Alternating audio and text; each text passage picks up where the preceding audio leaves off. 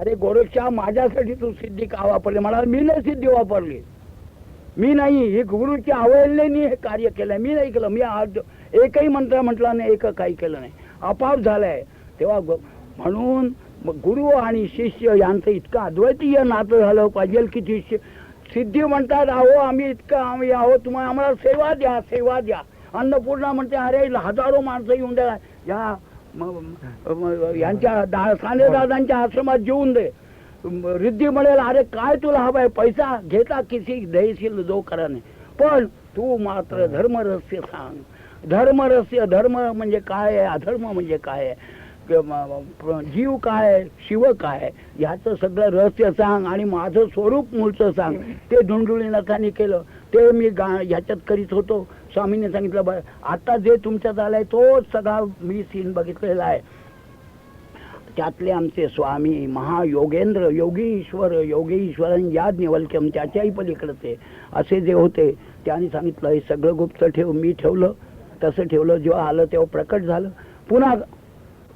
आणि त्यांनी उजेड होऊन राहिले, संजीवन समाधी घेतली आणि पावसला राहिलेले आहेत. आणि त्यांनी सांगितलं, ज्या वेळेला आम्हाला माऊली पुन्हा बोलवी, आता ते माऊलीचे भक्त होते, माऊली बोलले तेव्हा पुन्हा कार्याला येऊ, तेव्हा ह्यांनी ते सांगितलंय त्यावेळेला पुन्हा ते प्रकट होणार आहे सगळं तत्व. ती आता मंडळी आहे ती पुन्हा तुम्ही अजरामर आहात, तुम्ही अजरामर. तुम्ही जर काही मरत असाल असं तर तुम्हाला वाटत असेल तर शाब्दिक वेदांत मरतो. जो गुरु अमर आहे त्याचा शिष्य अमर असतो. भित्या गुरुचा भित्रा चेला होतो, स्वार्थी गुरुचा स्वार्थी चेला असतो.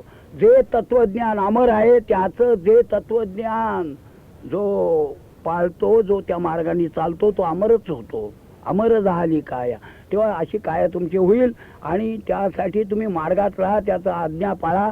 आणि ह्याच आदेश तुम्हाला आज धुंडुनाथांचा आलाय की तुम्ही आपला गुरु तत्व सोडू नका, गुरु चरणाची सेवा करा. आणि तुम्हाला काय जी शांती मिळायची, काय शांती तुमची जशी योग्यता असेल तशी त्या योग्यतेपर्यंत तुम्ही जाल. आणि एक काळ असा त्यांनी सांगितलंय, त्यावेळेला याल त्यावेळेला तुम्हाला असं दिसेल की अरे एका वेळेला मी असं होतो त्यावेळेला सानेदादांनी असं काही एक आमलानंद म्हणावता, एक मनुष्य आला होता, मराठीत बोलला आणि असे असे ते जो ही होती त्यांनी हे काय समज आहे हे नुसतं हा सगळं तुम्हाला सांगायचं एक काहीतरी एक विशिष्ट संकेत आहे त्याच्यासाठी राहिले. ते गुप्त प्रकट होतात आणि गुप्त होतात. ह्यांच्यात कसे प्रकट झाले, यांना कसं सांगितलं, हे प्रकटीकरण आहे. पण हे प्रकटीकरण व्यवहारातलं नाही, व्यवहार आणि परमार्थातलं प्रकटीकरण नाही आहे. काहींना स्वप्न दृष्टांत होतात, काही दृष्टांतांनी प्रकट होतात, काहींना खुणा पडतात, काहींना वाटचाल करीत असताना सहज गत्या सांगून जातात आणि अरे त्यांनी सांगितलं होतं आत्ता मला आठवण झाली, असं होय. तेव्हा तुम्ही असं चाला. आता यांनी जी वाईने म्हटलं मला फार आवडलं पद. आणि आमच्या याच्यात सुद्धा एकाने असं परवा काय केलंय ते नवनाथांचा यही मेळा. आता आतापर्यंत सगळं आपण पुरुषांना स्थान दिलं, बरोबर. त्या स्त्री वर्ग नाथपंथामध्ये आई आमचा आई नाही, नाथपंथात स्त्रिया अधिकारी आहेत, इतर पंथात अधिकार नाही. इतर पंथात बायकांना हक्क नाही. नाथपंथांनी ज्ञानेश्वरांनी जवळजवळ बंडच पुकारलाय. स्त्री क्षुद्र वणिक वगैरे या लोकांना वेदांनी जो कृपण म्हणून अधिकार दिला नाही, तो अहम, तो ओम या सोम रूपात गर्भित म्हणून त्यांना दिलाय. म्हणून त्यांच्या आरतीमध्ये सुद्धा प्रकट गुह्य केले असं म्हटलंय. ज्ञानेश्वरी पहिले रिफॉर्मिस्ट आहेत नाथपंथी, की जे वेदांनी लपवून ठेवलं, स्त्रियांना शूद्रांना अधिकार नाही दिला, तो नाथपंथांनी पूर्ण दिला. जातीभेद नष्ट केला, ज्ञानेश्वरांनी केला. तेव्हापासून चाललंय. तेव्हा मला त्याच्यावर मग तुम्ही नाथपंथी म्हणता, मग आम्हाला पुरुषांनाच का पुन्हा प्राधान्य? तेव्हा बायकांनी काहीतरी दिलंच पाहिजे. त्यातल्या त्या एवढ्या माझ्याजवळ ज्या बायकाले त्या सगळ्यांना काही मी बोलणार सांगणार नाही. पण त्यातल्या त्यात एक सुशीलाताई आगरकर ह्या आलेल्या आहेत तिथे. जरा थोड्या काय इतर बायका जरा ज्यांना इंग्लिशमध्ये शाय म्हणतात, म्हणजे स्त्रियांचा हा मुख्य गुण आहे, सद्गुण आहे. तो गुण म्हणजे दुर्गुण नव्हे, सद्गुण आहे. विनय शीलता ही जी आहे त्या सहजा समाजात पुष्कळ विदुषा असतात. काही पुरुषाच्या चर्चेत वाटेल तेवढ्या बोलतात, त्यांना काही आहे नाही, म्हणजे भांडण तंटाने हे अगदी प्लॅटफॉर्मवर करते. तथापि ह्या बायका ज्या आपल्या सांप्रदायिक वगैरे या बाजूच्या आहेत त्या विनय पाळतात. आणि त्यासाठी त्यांना मी इतरांना न बोलवताना या सुशीलाताई आगरकरांनी काही या इथं आल्यावर त्यांना काय वाटलं, कारण त्यांच्यामध्ये त्यांना खरं सांगायचं म्हणजे साधी मॅट्रिक म्हणून बाई आहे. मॅट्रिक, आता मॅट्रिक म्हणजे पूर्वी काहीच नव्हतं, त्याच्यामुळे मॅट्रिक म्हणजे आम्ही विजय म्हणत होतो आमच्या गावात. पण ती एक सुशिक्षित बाई आहे. तिचे यजमान हे आता म्हणजे ती कशा परंपरेत मुंबईला वाढते ते सांगतोय. PR म्हणजे पब्लिक रिलेशन्स ऑफिसर कस्टम्स या एव्हिएशन म्हणजे या एरोड्रोमवर, सांताक्रूज एरोड्रोमवर अधिकारी आहेत मोठे. आणि त्यामुळे त्यांचं इंटरनॅशनल मोठमोठ्या मिनिस्टर्स, चीफ मिनिस्टर्स वगैरे यांचे समजतो. जसा पब्लिक रिलेशन जसा हाय पर्सनॅलिटीशी येतो तसा लोक जाणारे बहुधा एअर इंडियाने जाणारे माणसं वरच्या दर्जाचे, पण त्यातल्या त्यातून खालच्या लोकांशी तो संबंध येतो. तेव्हा त्या दृष्टीने त्यांना नेहमी त्यांच्याशी संबंध येत असत. आणि त्या माझ्याकडे काही आकर्षित झालेल्या आहेत या नाथपंथामुळे. या बाईला नुसता नाथ संप्रदायाचा टच झाला, आला योगा यांचा अधिकार भ्रष्ट कशा असतात.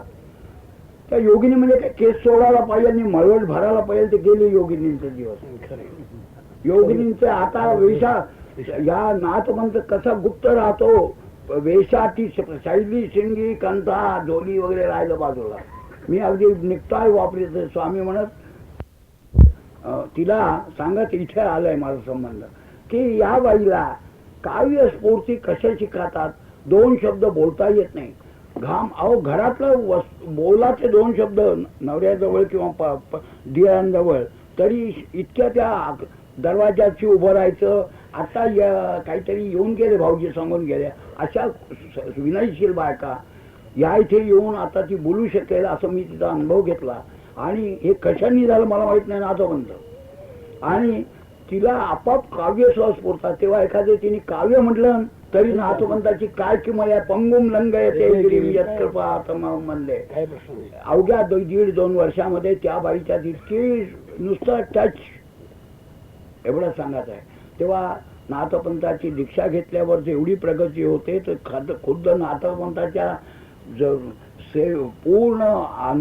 पूर्ण सर्वस्व वाहिल्यावर काय होईल याची कल्पना करा तुम्ही लोकांनी.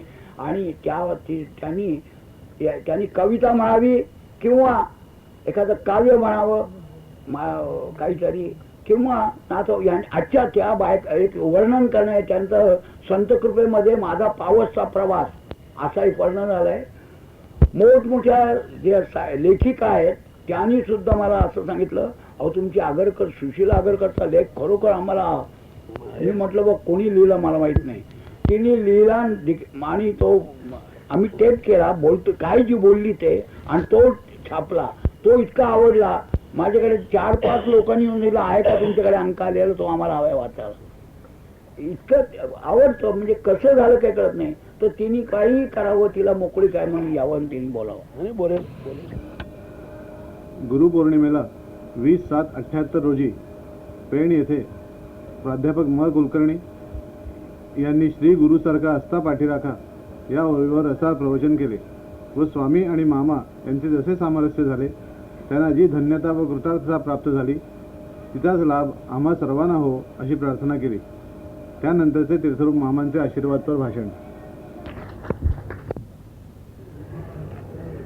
आता सत्शिष्याला शोभेल असं सद्भाषण प्राध्यापक म. कुलकर्णी यांनी आज गुरुपौर्णिमेला अगदी ज्या दिवशीचं महत्व आतला गर्भितार्थ कसा असावा तुम्ही जो खोल विचार कराल तेव्हा तुम्हाला ते कळेल.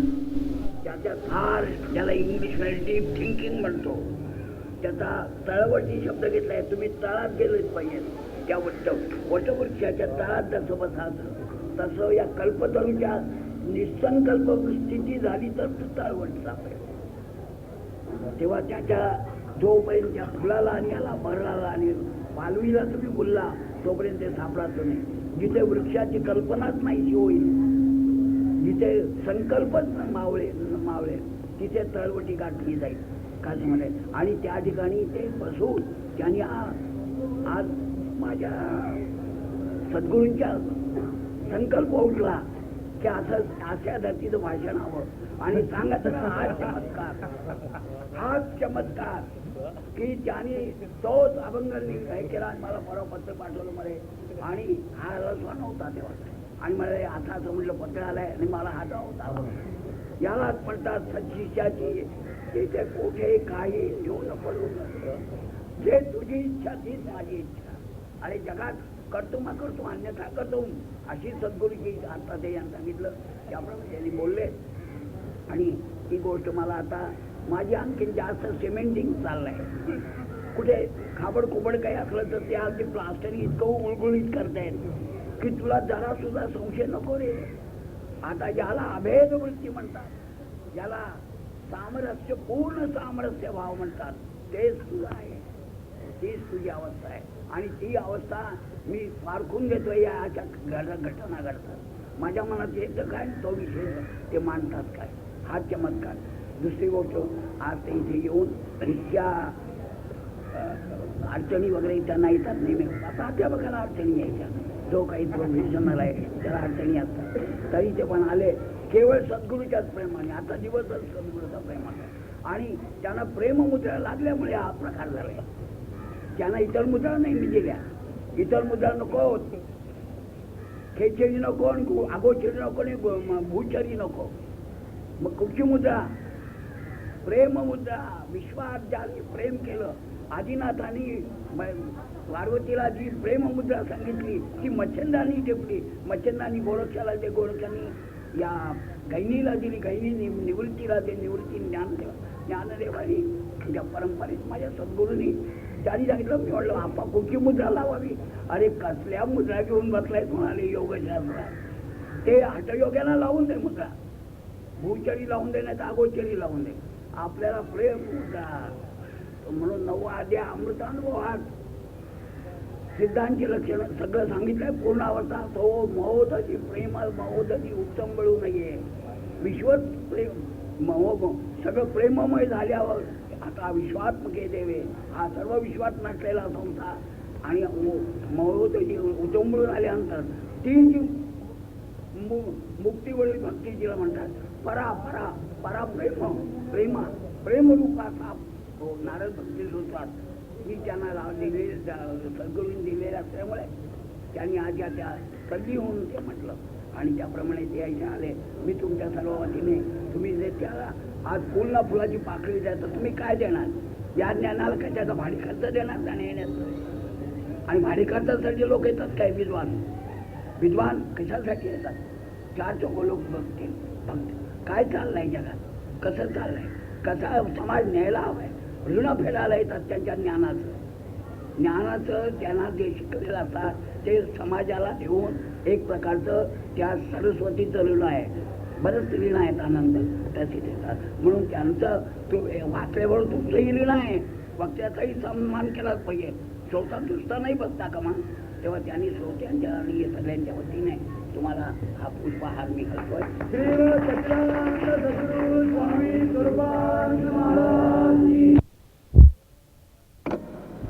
शिष्याला सद्गुरूंचा लाभ होणे ही अत्यंत भाग्यशाली घटना होय. आणि हे भाग्य तीर्थरूप मामांच्या सर्व शिष्यांच्या वाट्याला प्रकर्षाने आले आहे. परंतु सद्गुरूला सत्शिष्याचा लाभ होणे ही घटना ऐतिहासिक सत्य असून त्याचा सद्गुरूला अतिशय आनंद होतो.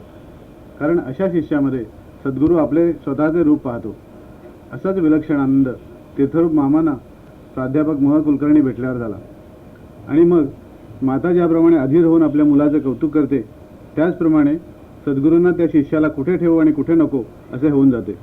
30/1/19 रोजी विश्वनाथ महाराजांच्या पुण्यतिथीनिमित्त झालेल्या सोहळ्यात हाच आनंद श्री मामांनी व्यक्त केलेला आहे.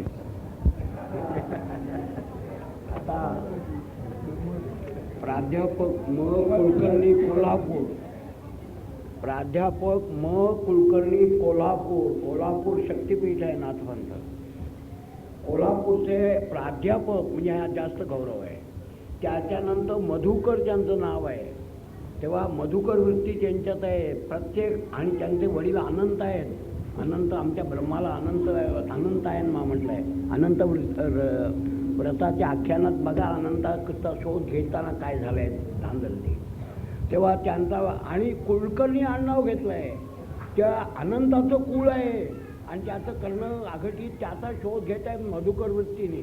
तेव्हा स्वामी आमचे जे अनंतात लीन झाले किंवा अनंत होऊन राहिले त्याचा अंत कसा झाला. पण ते मधुकर वृत्तीने जसा कापडी अद्याप महेश शिव कापडी झाला आहे तसे ते खरोखर घेत आहेत. आणि हाच त्यांचा खरं नाथपंथाला जर शोभणारी गोष्ट असेल तर ती त्यांनी केलेली आहे की मी मधुकर वृत्तीने त्यांचा प्रत्येक अंशनी अंश तपासीन. आणि नाथपंथाची ध्वजा त्यांनी याला हे दोन्ही आता भट आणि कुलकर्णी आणि त्याशिवाय इतर माणसं होती ती गुजरात आणि महाराष्ट्राची ऐक्य त्यांनी काय जे हे केलं आहे त्याचा याच्या साहित्याच्या दृष्टीने सुद्धा त्यांचा गौरव झालेला आहे वर्तमानपत्रातनं.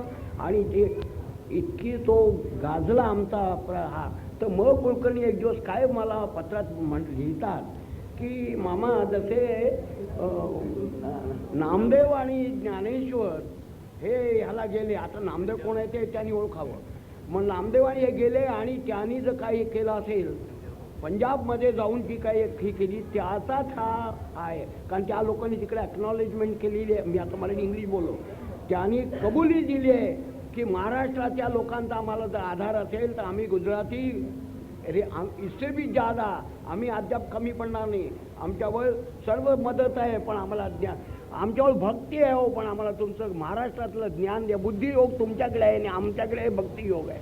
त्या बुद्धी आणि भक्तीचा जो समन्वय झाला तो या कुलकर्णींनी तिथे जे काय प्रवचन केलं त्याच्यात मदा भट आणि या मंडळींनी सगळ्यांनी जे केलं आहे ते मला आता असं वाटायला लागली मधुकर नाव बरोबर देवानी ठेवलं. ही मधुकर वृत्ती नाथपंथाची जी त्यांनी धारण केली आहे आणि ते पुन्हा भ्रष्टयोगी आहे ते पूर्वीचं त्या गुजरातमध्ये गाजलंच आहे. आणि त्या एका सिद्ध पुरुषाने मला सांगितलं तुम्हाला जो दृष्टांत झाला आहे तुम्हाला जे वाटतं आहे ते मलाही वाटतं आहे. मी लिहून देतो आता. त्यांच्या तोंडावर झालेलं आहे सगळ्यांच्या डोक्यात झालं. तेव्हा म कुलकर्णींनी आत्ता जे काही शास्त्राधारे तस्मा शासन प्रमाणंते शास्त्र प्रचिती गुरु प्रचिती माझ्या सद्गुरूचे गुरु प्रचिती आणि त्याने आपल्या गुरुची प्रचिती घेतलेली आहे. ते नातू आहेत स्वामींचे. तेव्हा त्या दृष्टीने त्यांनी जो आता वाप केला त्याला तोड नाही आहे. शास्त्रात आणखीनही बोलता येईल. हे बघा न बोलणं किती जमलं. आताच मगाशी त्यांनी ह्यांनी आमच्या गोखले यांनी सांगितलं जे बोलतात ते पण हे खरोखर बोलतायत म्हणजे का केवळ तुम्हाला कळण्यासाठी नाही तर त्यांचं मौनम सर्वार्थ साधन आहे. मी त्यांना सांगितलं बोला पंगुम लंघायचे मूकं करो किंवा तुम्ही आतापर्यंत मूक राहिले. मी माधवराव पटवर्धनांना सांगितलं बोला आता बोलण्याची वेळ आली आहे. स्वामी गप्प बसत असत असून दे काळ येईल. तेव्हा स्वामी म्हणाले अरे मी बोललो नाही तर तू बोल. तू बोलत नाही तर तुझ्याबद्दल तुझे मुलगे बोलतील. मुलगे नाही तर मुलगे यांचं नाही काम झालं तर आणखीन त्यांचे मुलगे बोलतील. पण नाथपंथ 1990 सालला ही सगळ्या मंडळी जी काय कार्य करतायत त्याचा विश्व हिंदू परिषद जशी यांनी चालवली आहे तशी नाथपंथाची ध्वजा फार उंचावणार आहे असं मला आता वाटतं आहे. आणि त्या दृष्टीने यांनी इथे कोल्हापुराहून येऊन जे काय 2-4 काय किती 4 विषय तरी किती 1.5 तास 2 तास झाले 2 साली नाही 1.5 तास झाला. 1.5 तासात आज तुम्हाला अलौकिक राजपुरुषाची काय चिन्ह असतात ती जवळजवळ सांगितली आहे. पूर्ण राजयोगाचं मीमांसा झाली आहे. आणि त्यासाठी स्वामींच्या तर्फेच शिष्यादीक्षेत पराजय. मला असं वाटायला लागलं मी जे केलं ते मला स्वामींनी तेच इच्छिलं माझ्याकडं. मला काही बोलता येत नाही. आपल्याला स्वामींना कथेकरी व्हायचं नाही पौराणिक व्हायचं नाही पण मार्गदर्शन मात्र तुला जे कळतंय अंतःकरणात जे कळतंय अनुभवाला त्या ज्याला रिअल वस्तूचं रिअलायझेशन करायचं आहे ते तू प्रत्यक्ष त्यांना करून दाखव. आणि कुणीतरी असा एखादा येईल मग कुलकर्ण्यांसारखा शोधणारा मदा भटांसारखा अवधूत एखादा होईल, कोणी ज्यांचे आणखीन पुढे निघतील, पण ही गाडी अशी पुढे जाणार आहे. तेव्हा त्या दृष्टीने मी त्यांचे स्वामींच्या वतीने फूल ना फुलाची पाकळी आणि एक पुष्पहार. स्वामींनी मला काय सांगितलं होतं, काय देऊ मग आपा? म्हटलं माझं मी काय देणार आहे एवढ्या वक्त्यांना? ते म्हणाले एक आहे फुलं 2 आणि नारळ असला तर नारळ. नारळाच्या ऐपत नसली तरी सुद्धा 2 हात जोड त्यांना. आता ह्यापेक्षा त्यांना काय देऊ शकतो? सत्शिष्याच्या भेटीने सद्गुरूला अत्यानंद होतोच, पण त्याचे जगावेगळे स्वार्थनिरपेक्ष प्रेम पाहून शिष्य सुद्धा गहिवरून जातो. असल्या अहेतुक प्रेमाचा पूर्वानुभव नसल्यामुळे तो गोंधळून जातो आणि या महात्म्याचे प्रेम मिळण्या इतकी साधना उपासना आपल्या हातून झालेली नसताना सुद्धा हे अलौकिक प्रेम बघून दिंगमूढ होतो आणि आपल्या भावना ज्या शब्दातीत आहे त्या वर्णन करण्याचा शब्दांनी प्रयत्न करतो. पण सद्गुरू गौरव वर्णन करणारे यथार्थ शब्दच भाषेत नाहीत तर त्याला ते कुठून मिळणार? एक गुरु एक शिष्य या प्रवचनाच्या सुरुवातीला प्राध्यापक महा कुलकर्णी यांनी केलेला हा प्रयत्न आपल्याला झटका लावून जाईल असाच आहे. गुरुर्ब्रह्मा गुरुर्विष्णू गुरुर्देव महेश्वरः गुरु साक्षात परब्रह्म तस्मै श्री गुरुवे नमः. श्रीमत् सच्चिदानंद सद्गुरु स्वामी स्वरूपानंदाय नमः. श्रीमत् सच्चिदानंद सद्गुरु स्वामी अमलानंदाय नमः. 3-4 वर्षापूर्वी भाग्यवशात स्वामींच्या एका अभंगावरती पहिलं प्रवचन या ठिकाणी करण्याची संधी डॉक्टरांनी या ठिकाणी मला दिली आणि त्यानंतर सद्गुरू मामा या ठिकाणी आले असताना भाग्यवशात तसाच एक प्रवचन सेवा सादर करण्याचा योग त्यांनी या ठिकाणी आणून दिला आणि त्यातून मग जे जे काही घडलं ते सारं आपण पाहतात. आता अत्यंत उदारपणानं कृपाळूपणानं सद्गुरूंनी अंगीकार केला आणि सर्वार्थानं मी त्यांच्या कृपेचं पोचणं झालेलो आहे. ते म्हणतात त्याप्रमाणे बैसोनी माझिया रसना हरिगुणा वर्णवी, अशी काही एक वेगळी अवस्था त्यांच्या कृपेनं त्यांनी प्राप्त करून दिलेली आहे. तुकारामाने अतिशय मार्मिक शब्दामध्ये आपला भाव एका अभंगामध्ये व्यक्त केला आहे. तुकाराम म्हणतात, तुका म्हणे तुम्ही उदार कृपाळ शृंगारीला बाळ कौतुकाने. तुम्ही सर्वांनी अत्यंत आपलेपणानं कौतुकानं हे सारं नटवणं सजवणं चालवलेलं आहे याची मला पूर्ण जाणीव आहे. दिनांक 12/4/19 रोजी स्वामी समर्थ पुण्यतिथी निमित्त तीर्थरूप मामांनी श्रद्धा या विषयावर प्रकट केलेले विचार मामांच्या सुलीनतेची साक्ष पटवणारे आहेत. ऐश्वर्य मिळेल, लौकिक मिळेल, सगळं काही मिळेल, परंतु आत्मदर्शन, आत्मावारे द्रष्टव्या श्रोतव्या मंतव्या निधी ज्याचा निधी ध्यास नाही लागला, गुरुच्या बाह्य रूपाला ज्यांचा ध्यास लागला त्यांना बाह्य मिळेल. गुरुच्या अंतर्निष्ठाचा जो ध्यास लागला त्याला अंतर्दृष्ट दर्शन मिळेल. हे दर्शन श्रद्धस्वतात श्रद्धस्व असं अष्टावक्रांनी जो पूर्ण अवस्थेला गेला होता, पण जीवनमुक्त अवस्था काय आहे ही नुसती शाब्दिक ज्याला माहीत नव्हती, शब्दवर्णन नव्हतं, अनुभव होता पण शब्द माहीत नव्हते, ते ज्यांनी सांगितलं त्या अष्टावक्र गीतेत श्रद्धस्वतात श्रद्ध. त्यावेळेला श्रद्धस्वावर भाष्य जे आहे ते वाचा. श्रद्धा हे काय आहे? श्रद्धा ही चेष्टा नाही आहे, श्रद्धा ही गुरु अत्यंत माझा सद्गुरूंनी माझी पारख केली नाही, पण इतर सद्गुरूंनी प्रत्येकाला तावून सुलाकून घेतलं. माझ्या गुरु इतका दयाळू, मी उतरलो नसतो त्या श्रद्धेला. मग किती अश्रद्धा आहे. जिथे तिथे स्वामी म्हणत, अरे नाही रे, ती श्रद्धाच कलियुगातली श्रद्धा आहे. मी म्हणे आपा मी टिकेन काय श्रद्धेला? ते म्हणे तू सर्वस्व मला अर्पण केलंस, मग आता नाही श्रद्धा ती जो माझी. अश्रद्धाही मीच आणि श्रद्धाही मीच, काय आता भाव आहे. मग सर्व धर्मान परित्यज्य मामेकम शरणम व्रज अहम त्वा सर्व पापेभ्यो. जे जे न्यून तुझं असेल ते मी तुला पूर्ण करीन. न्यून तुम्हाला वाटतंय तिथं अपूर्णत्व आहे. अपूर्णस्य पूर्णमय भूयात हे जोपर्यंत म्हणतोय तोपर्यंत साधक आहे. आणि सिद्ध केव्हा? पूर्णस्य पूर्णमादाय पूर्णमेवा गुरोस्तु मौनम व्याख्यानम शिष्यस्तु छिन्न संसार. स्वामी म्हणे मी निश्चिंत. ही निश्चिंत अवस्था जोपर्यंत आली नाही तोपर्यंत तो शिष्य आहे. तो शिष्य गुरु होतो केव्हा? ज्यावेळेला निश्चिंत असतो. माझा गुरुने मला दिलं नाही, मला माहीत नाही, दिलं माहीत नाही, आहे नाही ऐसे झाले. अहो तुम्ही आता सगळं सांगून गेले, पुन्हा पुन्हा काय सांगू ते. तेव्हा ही श्रद्धा केव्हा येते माहिती आहे का तुम्हाला?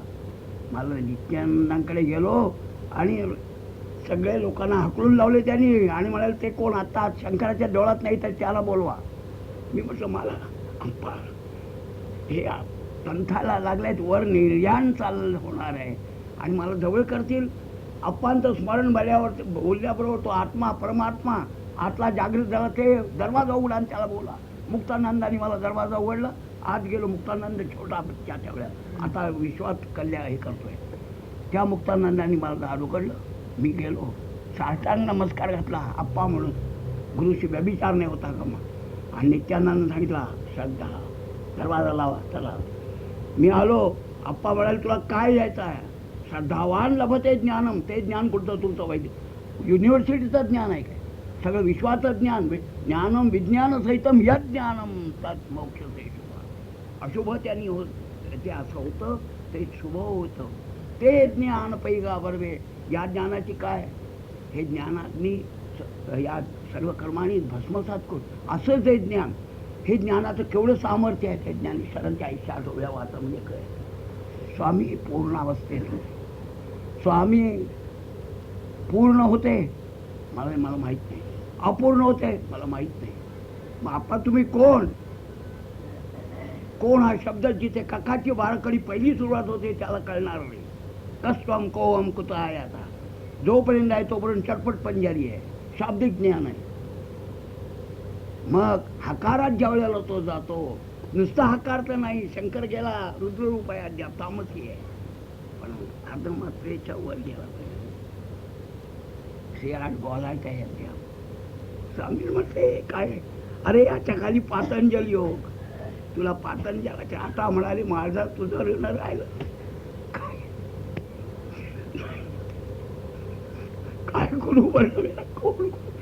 कुठचा शब्द ज्ञानेश्वरांचा वर्णन करील गुरुचं? जिथे तिथे गुरु आला की ज्ञानेश्वर देवभान विसरत आहे. देवबुद्धी ते आत्मबुद्धीत जाते. ही ज्यावेळेला स्थिती होईल त्यावेळेला श्रद्धा काय ती कळेल. मी नाहीच, मी माझे मावळ सर्व तू तुझे, तू झालास की श्रद्धा पूर्ण. त्याला श्रद्धा म्हणायचं. मग श्रद्धावान लभते ज्ञानम. ते ज्ञान पहिला जे शब्द विण संवाद इथे इंद्रियाने हे संत साधू संत योगी जे इच्छितात ते मुक्तीवरील भक्ती, भक्तीवरील मुक्ती. काय तुम्हाला शब्दाचं खाली शब्द उत्पन्न झाला की खाली. म्हणून गुरोस्तु मौनम व्याख्यानम शिष्यस्तु छिन्न शौचा. याला श्रद्धा म्हणतात. हे तुमची व्याख्या काही असो, माझा अनुभव मौन आहे आणि छिन्न संशय झाला आहे. ही जी एक गुरुशिष्याची कोठी आहे ती श्रद्धेचा परिपाक आहे. खरा तुम्हाला तशी श्रद्धा प्राप्त हो. तुम्ही त्या गुरुचे आंबे लावले तर आंबेच उगवतील, पेरून उगवणार.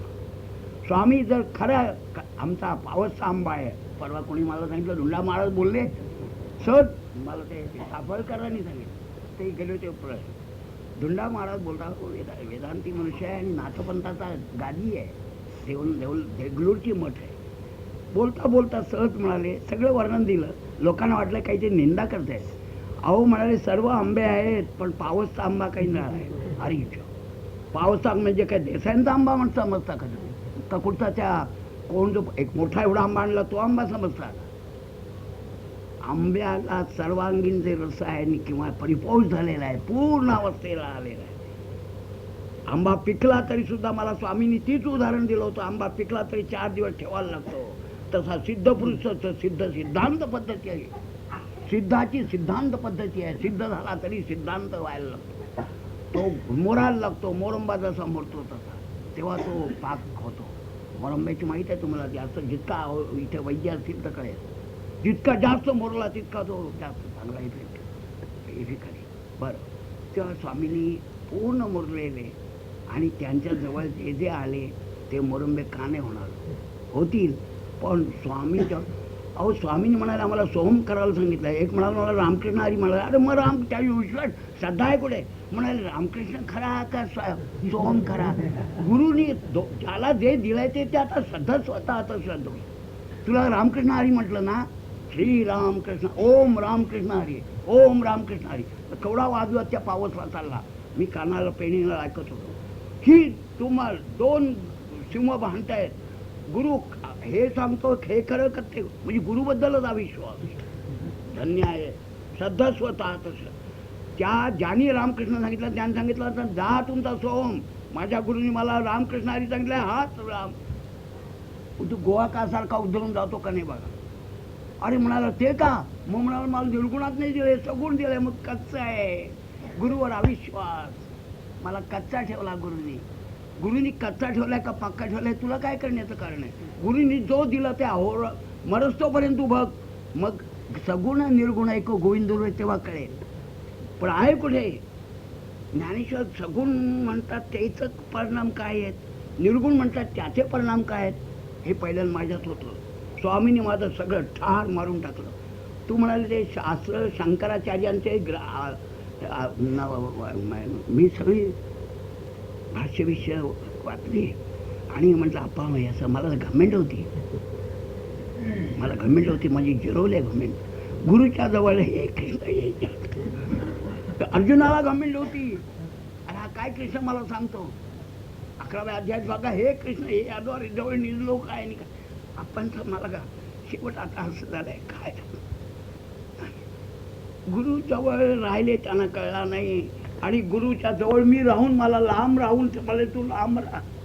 मला काही कळत नाही का मला लांब ठेवलं. मनी मला सांगितलं तुम्हाला लांब ठेवलं तेच बरोबर आहे. जवळ ठेवलं असतं तर त्या याची कमळाचे ती गोष्ट हे चिवडलं असतं. आपण त्याजवळ जायचं. किती आले पेढे? आपा मला द्या. आपण ते पेढे मिळाले. तूप मिळालं आमकं नाही. लांब राहिल्यामुळे माझे विरहणी वाढले. मला लांब का ठेवतात? ही विरहणी गिरहणी अज्ञानेश्वरांच्या विरहणी वाचा तुम्ही. हे केव्हा मला दिसेल. त्या विरहणीत माझा गुरुभाव वाढला.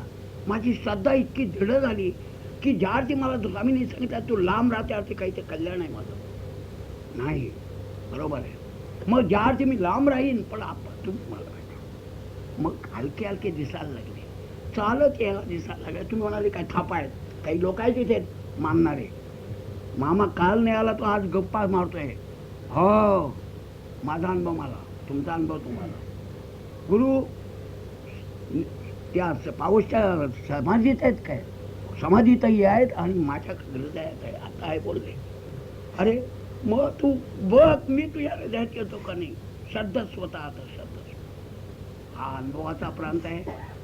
श्रद्धाईवर विषय निघाला. मी श्रद्धा झाली आहे. मी श्रद्धेने वर बोललो. माझ्या ज्ञान नाही. बरोबर माझ्या भाच्यानी सांगितलं. मामाना पुण्याला एका ग्रंथ ह्यांनी सांगितलं माझ्याच अधिकारी यांनी मामाना 2 ओळीसुद्धा ज्ञानेश्वरी येत नाही. मला नको नाही. एक ओळी तरी अनुभव आहे. माझ्या गुरुंनी मला एक ओळी अनुभव आहे. हे त्यांनी नवलावा अपूर्ण नवलावा अनुभवावा. मी त्याच्यावर विश्वास आहे. गुरु स्वामींना माहिती म्हणून त्यांनी अगोदर लिहून ठेवलंय. बरं झालं. कुणीतरी मामांच्यावर अटॅक करील. ज्ञानेश्वरी कधी वाचित नाही. 2दा 4दा ज्ञानेश्वरी वाचली पण मला पाठ येत नाही. आठोपासून ओम नमोजी आद्यापासून इथे श्री आपला ज्ञानेश्वरी अगदी आता नरोटी ठेविलनी इथपर्यंत पाठ किती झाली. 101 सांगितलं परवा 1000 माझी प्रवचनं झाली. नमस्कार. मी स्वामींनी मला सांगितलं तू प्रवचन व्हायचं नाही. कथेकरी नको काही नको. एक ओम नमोजी आद्या ओंकाराचा एक शब्द तुला येऊन दे. सबन ज्ञानेश्वरी आले. पास मी ओंकार चालला. नको मला ज्ञानेश्वर पुढे. मी ज्ञानेश्वरांचा माऊली. ओंकारांतून विश्व उत्पन्न झालं. मी ओंकार करणार. तूच माझे ओंकार, ओंकार हा गणेश. आणि मला स्वामींनी सांगितलं, आता आमच्या ह्याच्यात एक ते आहे, मी आता गुह्य सांगत नाही, तर खरोखर मला ज्ञानेश्वरी नाही वाचली तरी चालतं, मला कळतं. दासबोध नाही वाचला तरी चालतं, दासबोधही वाचला, एक ग्रंथही ठेवला नाही. पण दासबोध म्हणाले पोत्यात गुंडाळ आणि ठेवून दे. बाबा सबद्यांकडे गेलो, म्हटलं ही पंचदशी बाबा मला कळत नाही, अशी घेतली फेकून दिली. तुला पंचदशी हवी आहे काय? अरे दशेंद्रियन पंचाचा 5 ते 10 कुणी तुला सांगितलं करायला? हे एकोहम बहुश्याम, तू आणखीन वाढतायस. एकाचा शोध, एकाचाही अंत करून ऐसे भजती भक्त.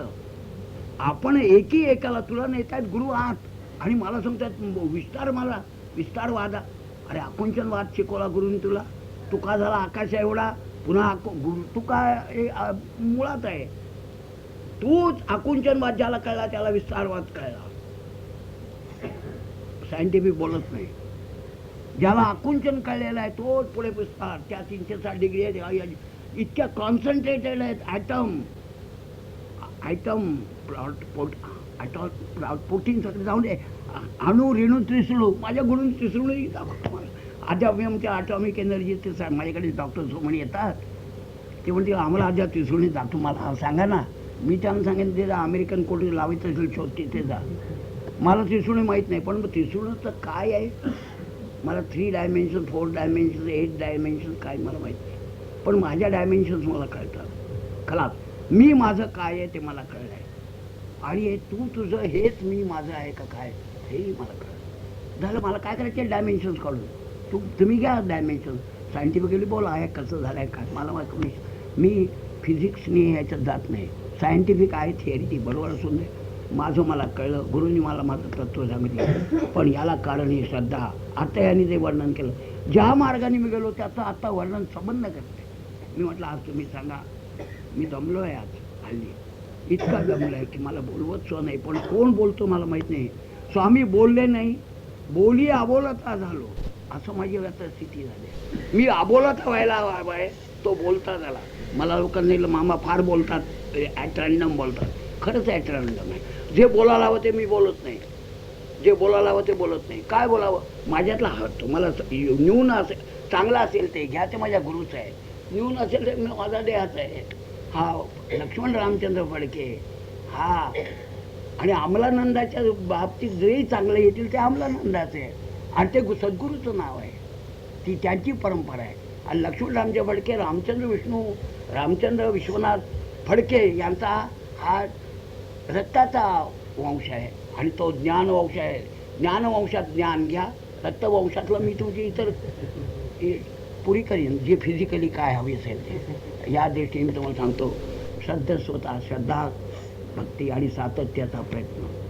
सतत 24 वर्ष मी आणि माझी पत्नी, अहंकार नाही, हा नाही मामा लागले अहंकार करायला. मला गुरुंनी सांगितलं तसा बसलो, मला माहीत नाही कसं. त्यांनी सांगितलं अशी मान घाल, अशी मान घातली. मग अशी का करू नये मी नाही विचारलं. हुंकार, गुरु गीता वाचा, गुरु गीतेला गुरुच्या शब्दाला हुंकार देणं हा सुद्धा गुरुचा केवढं. गुरु गीता वाचा म्हणजे काय. तेव्हा त्या दृष्टीने स्वामींनी जे त्यांना सांगितलं, स्फुरण दिलं, तेच स्फुरण माझ्याशी तत्वाशी एकरूपता झाल्यामुळे मी त्या श्रद्धेने जगलेलो आहे आणि श्रद्धेतच मरणार आहे. मरण जर असेल तर म्हणजे या देहाचा नाही, या देहाला रूपांतर असं काही तुम्ही मरण हा माझ्या मरण शरीर प्रकृती शरीर आज न उद्या जायचं आहे. स्वामी सुद्धा जाऊन बसलाय, पण मेलेत काय नाही मेले. मी मरत नाही आणि तुम्ही मरत नाही, पण तुम्हाला मरण वाटतं. तुमचा शोक माझा शोक याच्यात फरक आहे. तुम्ही अन्न खाता, मी अन्न खाता. मला अन्न खाताना माझं अन्न हे पूर्ण ब्रह्म वाटतं. तुम्हाला वाटतंय का नाही मला माहीत नाही, पण ते वाटलं तर श्रद्धा झाली तुमची. ज्यांनी लिहिलं आहे अन्न हे पूर्ण ब्रह्म त्याला होत आलंय. तर ह्या श्रद्धेच्या अनंत गोष्टी आहेत, त्या श्रद्धेच्यावर तुम्ही राहा आणि सातत्याचा वाटचाल करा. तुम्हाला गुरु शब्द खरे आहेत, नाही तर तो गुरु नव्हे. गुरु ते शब्द जर खोटे ठरले तर तो बोगस गुरु, सोकाळ गुरु. पण गुरुचे शब्द जर खरे ठरले तर सद्गुरू आहे असं म्हणा आणि त्यांना नमस्कार करा. दुसरं तुमच्या हातात काही नाही. आणि नमस्कार फिजिकली कराल. आता शरणागती त्यांनी मगाशी सांगितली ती कठीण आहे, त्याला गुरुकृपाच लागते. आणि गुरुकृपेची काय आहे आवड कर, त्याला आवड नाही. मी कालच कुलकर्णी यांच्याकडे सांगितलं, अहंकार कसा गळतो सांगाल नाही तुम्ही. अहंकारही त्याला अर्पण करा. मला करू कसं आहे, अहंकारानेच अहंकार करा. हा देह तुमचा अहंकाराचा आहे ना, मग शरणागती आम्हाला माहीत नाही. हा अहंकारही तुम्हाला, तो अनहंकारही तुम्हाला, मी नाहीच ही वृत्ती कधी टोटल कॉन्शियसनेस ज्या वेळेला जाईल, हे म्हणतात टोटल कॉन्शियस हवा आहे आम्हाला. काय आहे कॉन्शियसनेसमध्ये अहंकार आहे. मी कॉन्शियस आहे, अहंकार आहे. मी कॉन्शियस आहे नाही ऐसे झाले. आनंद सापेक्षवाद आहे ना. ना म्हणजे ती बुरीची भाषा आहे आमची ना. निरानंद, निरानंद ना आनंद. मग आता आहे कुठे? ही गुरु शिष्याची गोष्टी इथे सांगता येणार नाही. ही श्रद्धेची गोष्टी आहे. श्रद्धा श्रद्धा श्रद्धा, 2 अक्षरी सोम सोम सोम, तोच राम राम राम. खलास. ओम तत्सत, ओम तत्सत. 13/4/19 रोजी महाड सत्संग मेळाव्यात वेदशास्त्र संपन्न सत्यशास्त्री यांनी ज्ञानेश्वरीतील अर्जुना समत्व चित्ताचे हे सार जाण योगाचे या ओव्यावर प्रवचन केले. त्यानंतर परमपूजनीय मामांनी हेच सूत्र पकडून आपल्या आवडत्या श्रद्धावान लभते ज्ञानम या सूत्रावर भाष्य केले. वेदशास्त्र संपन्न सत्य गुरुजींनी एक साधा, जशी एखादी रिचा म्हणावीत, शॉर्ट बट स्वीट. फार बोलतात 10-10 तास बोलून शंकराचार्य काय बोलले, ज्ञानेश्वर काय बोलले, आमकं काय बोलले, ते एका यांनी सत्यानीच मागे सांगितलं. मग तू काय बोलतोय तसंच एका तुकारामांच्या हे चाललं होतं. तुका बोले, तुका म्हणे म्हणतो होत, पण तू काय म्हणतोस ते सांग. मला वाटतं याला तुमच्या तरडगावलाच हा निघाला होता विषय. यासाठी संतांची कशी आहे ती गंमत. तू काय बोलतोस ते म्हणाला. तो म्हणाला मी जो बोललो तो तुम्ही इथे राहणार नाही. बरं म्हणाला, म्हणजे समजलं आम्हाला. बरोबर. तेव्हा त्या दृष्टीने सत्याने जे थोडक्यात सांगितलंय सूत्र, अर्जुना समत्व चित्ताचे, खरोखर समत्व हा शब्द हा फार महत्वाचा आहे. साम्यावस्था यायला काय आहे, अत्यंत कठीण विषयाचं एक सूत्र नुसते आता दिग्दर्शन आहे. याच्यावर ग्रंथ कित्येक प्रवचन होतील असं आहे. त्याची सार म्हणजे काय, असार म्हणजे काय, चित्त म्हणजे काय, चेतन म्हणजे काय, चिंतन चित्ताला लागो, मनाच्याही मनाला त्याच्यात केनोपनिषद उत्पन्न होत आहे. नाना तऱ्हेचे आहे. सूर्याचं सूर्यत्व कोणी दिलं, मनाचं मनपणा काय आहे, मन हे काय आहे, इंद्रियाणाम मनश्चास्मी कोण. शेवट आला प्रश्न तो म्हणजे तोच भगवत स्वरूप आत्मवस्तू जी आहे तिथे जातं आणि ते समत्व होत असतं. म्हणून वृत्ती त्यांना मगाशी त्यांनी सांगायला राहिले, वृत्ती जिकडे धावे तिकडे न जावे ती पाठी, तिचा साक्षी होऊन स्वरूपी सदा भेटी, हे स्वरूपानंद आहे. तेव्हा त्यांनी ते सांगितलं. एवढं लक्षात ठेवा, वृत्तीकडे शक्य तोपर्यंत साक्षीत्व करायची. आला तर साक्षीत्व कसं करायचं त्याचे पाहिजे जातीचे याला गबाराचे कारण नाही. साक्षीत्व कसे करायचे स्वामी म्हणाले, मी स्वतः साक्षीत बघत होतो. 110 ते पत्र आहे त्याच्यात बघा, ते वाचा. 110 वेळा त्यांनी महनी सांगितलं आमच्या, 110 वेळा केले आणि कित्येक वेळा पुन्हा सोडलो. वाटीत हात घालतोय का भातात जातोय काय नाही, आता माहिती घ्यायला मागे जातो, पुढे येतात, मागे जात. कठीण आहे, कठीण आहे, कठीण आहे, कठीण आहे, कठीण आहे ही अवस्था. परंतु सद्गुरु स्मरण म्हणून श्रद्धावान लभते ज्ञान, यो य श्रद्धेव एवसा. श्रद्धा तुम्ही जर बाळगलीत नाही, आत्ताही जसे आले तसे श्रद्धेने जर बघितलं. आणि अष्टावक्र गीतात काय, अष्टावक्र गीतेत एकच सूत्र मला सापडलं, श्रद्धस्व तात श्रद्धस्व. एवढा राजा संबंध योग्यांना तुरुंगात टाकलं होतं, कोणी ब्रह्म दाखवित नव्हता. अष्टावक्रांनी सांगितलं दाखवतोय, बापाला नाही माझ्या जमलं ते मी दाखवतो. पण श्रद्धस्व तात म्हटलंय, इथे गोम आहे. असेल सर्व अर्पण केल्यानंतर असं भ्रुकुटी तो कोणाचा, मी सगळं दिलंय हे त्यांनी सूत्र आता जे सांगितलं, इथे गोम आहे सगळं ते सांगून गेले. पण आज इतकं खोल जाणार तुम्ही हळवाल या तत्वात. या तत्वात कम्प्लीट सरेंडर व्हायला हवंय सद्गुरूला. श्रद्धस्व तात श्रद्धस्व श्रद्धावान लभते ज्ञान. ज्ञान म्हणजे काय? ज्ञान म्हणजे काय? तुमचं एज्युकेट या फॅकल्टी या युनिव्हर्सिटी आहेत काय? खेळ ज्ञानम विज्ञान सहितम यज्ञानम तद ते ज्ञान कैगा बरवे जरी मनी हाती जाणावे तरी संताया भतावे सर्वस्वेचे. मग ज्ञानाचा कोळसा मग ते दावितील खूण. इथे गोम आहे तुकोबाची मेघ ज्ञानोबाची मेघ ती म्हणतात ये. म्हणून संताला गेल्या शरण यासाठी संताचे मिळावे. आणि त्यांनी हे सूत्र त्यांना तुम्हाला सांगितलं एवढं लक्षात ठेवा. त्या सूत्राचा अभ्यास करा. सूत्रबद्ध बोलले आहेत अगदी थोडं. आज भागवताचा विषय घेतला असेल तर ते त्यांचाच विषय आहे तो. पण हा त्यांनी ज्ञानेश्वरी घेतली तिथे गोम झाली. ज्ञानाचा ईश्वर म्हटल्यानंतर ते अफाट काम दिसल्यावर मला थोडकं बोलावं हेच बरं. म्हणून ते थोडकं सांगितलं. आज त्यांनी केलं इथे बरं झालं. तेव्हा त्यांना आज या सगळ्या समारंभातर्फे आणि आमच्या बाबूरावांनी एक त्यांना फुलाची वागायची त्यांनी ही घ्यावी. आता पुढील विषय मदाभट.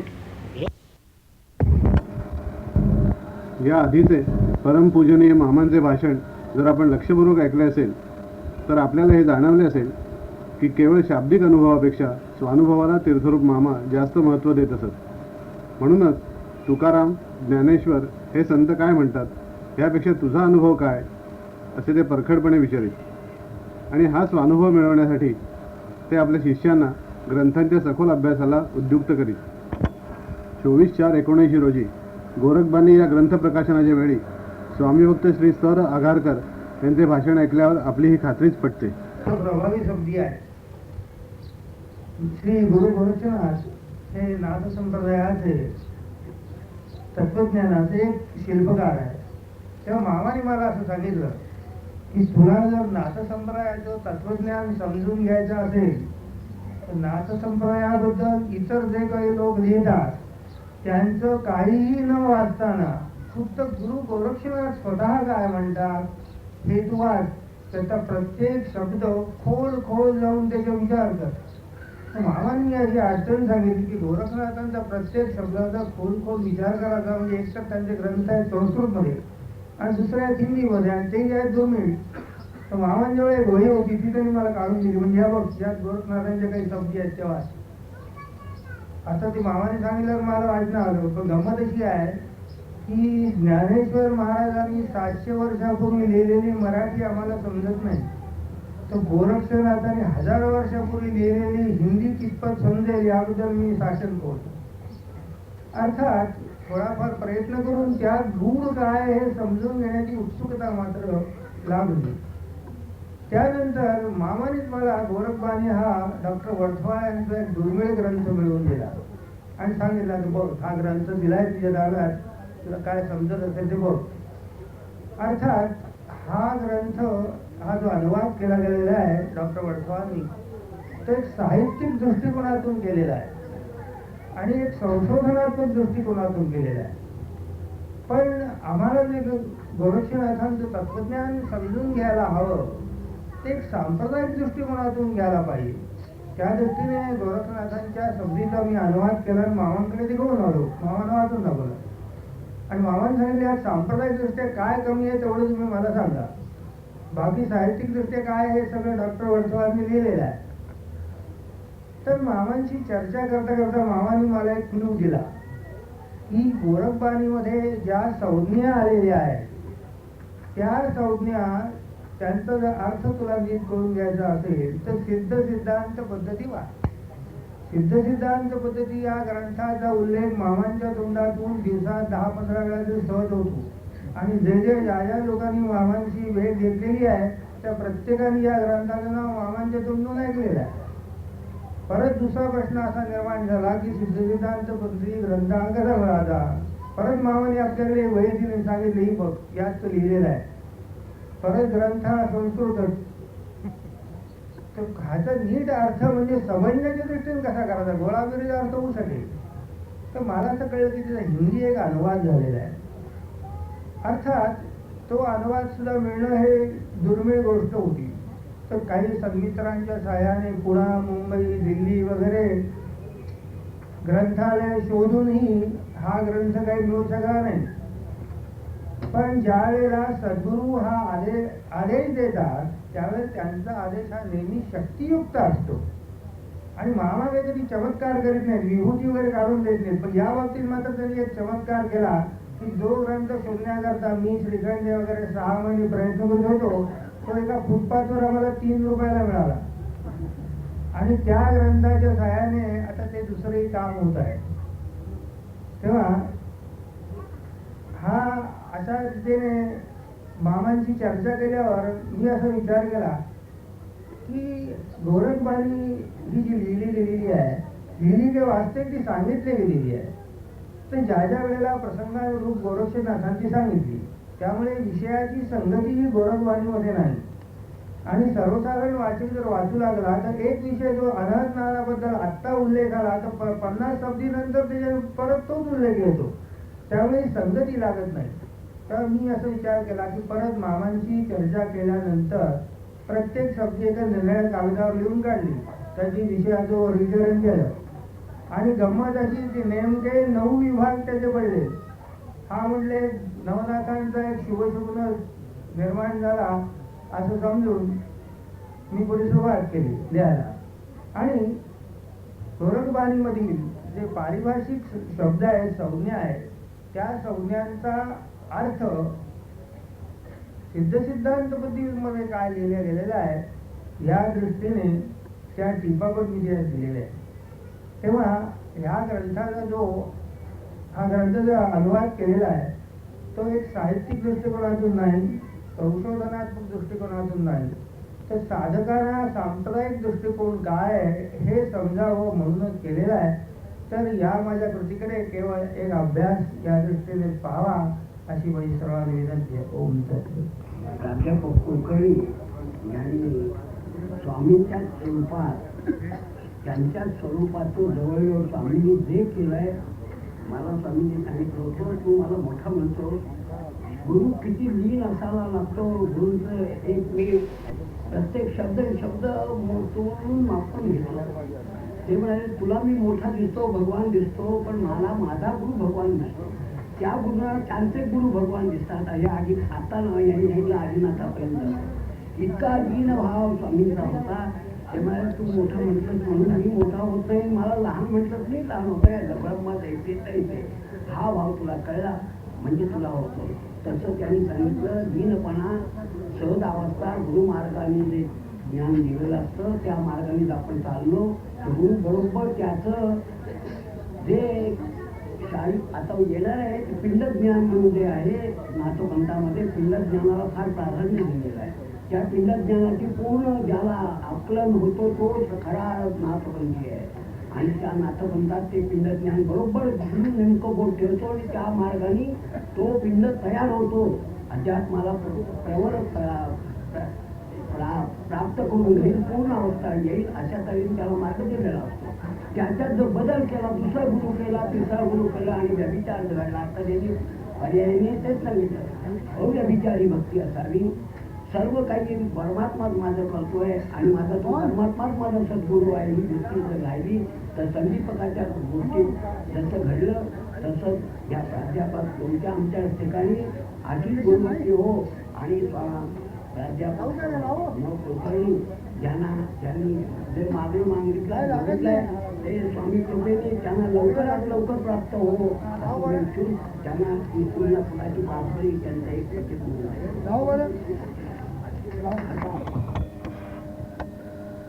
दिनांक 29/5/19 पेण येथे प्राध्यापक म कुलकर्णी तथा स्वामी प्रज्ञानंद यांनी संजीवनी गाथेतील सद्गुरू गणनाथ उदार समर्थ या अभंगावर प्रवचन केले. या सहज सुंदर प्रवचनाचा शेवट त्यांनी या प्रवचनाचा सारांश सूत्रबद्धतेने सांगून केला, तोच आपण आता ऐकू. तसं अध्यात्म मार्गावरती अंतिम अवस्थेला पोहोचण्याच्या या अत्यंत महत्वाच्या असणाऱ्या पहिली महत्वाची गोष्ट तुम्हाला ज्ञानाचीच प्राप्ती झाली पाहिजे. समाधी अत्यंत सहजतेनं सापडली पाहिजे. मनाला चित्ताला सापडलेली ती जी समधात अवस्था आहे ती शाश्वत टिकली पाहिजे. आणि या अवीट आनंदामध्ये मन कायमचं रममाण होत राहिलं पाहिजे. ही प्रक्रिया रात्रंदिवस सतत जर शेवटपर्यंत घडत चालली असेल परमार्थ साधला. यात थंड पडत असेल, यात विकृती निर्माण होत असेल, आज मिळालं उद्या नाहीचं होणाऱ्याचं भय वाटत असेल, तर तो परमार्थ नाही. अशा तऱ्हेच्या लाभाची प्राप्ती ही केवळ आणि केवळ सद्गुरूंच्याच कृपेने होत असते. म्हणून अशा तऱ्हेच्या सद्गुरूंचा लाभ होईल, त्यांची परिपूर्ण कृपा आपल्याला होईल आणि त्या कृपेचा दीप शेवटपर्यंत सांभाळीत नेत अंतिम मुक्कामापर्यंत जाऊन पोहोचणं हे महत्भाग्याचं लक्षण आहे. अशा तऱ्हेचं भाग्य तुम्हा आम्हा सर्वांच्या नशिबी उदयाला येव आणि अशाच तऱ्हेची कृपा सद्गुरू आपल्यावरती करोत अशी विनम्र प्रार्थना मी त्यांच्या चरणी करतो आणि माझं हे छोटंसं वाक्पुष्प मी त्यांच्या चरणी अर्पण करतो.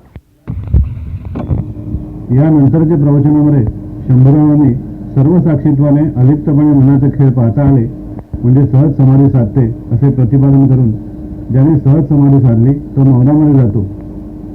ईश्वर मुखम करोति वाचालम अशा प्रकारचे कार्य करतो, तर सद्गुरू वाचालम करोति मुखम असे करून मन अंतर्मुख करतो. असं यथार्थ सद्गुरू गौरव वर्णन केला. त्यानंतर सद्गुरू अमरानंदांचे भाषण. आता अगोदर पहिल्यांदा प्रज्ञेचा आनंद, त्याच्यातलं ते प्रबोधन, त्याच्यानंतर अवधूत आनंदाचं पुन्हा प्रबोधन, म्हणजे सगळीच उच्चावस्था आहे. आणि त्या उच्चावस्थेतला जो तुम्हाला मगाशी मी म्हटलं थोडं तरी अमृतप्राशन व्हावं, ते खरोखर जास्त ओव्हरडोस नाही झाला म्हणजे मिळावं. हा जास्त ओव्हरडोस आहे.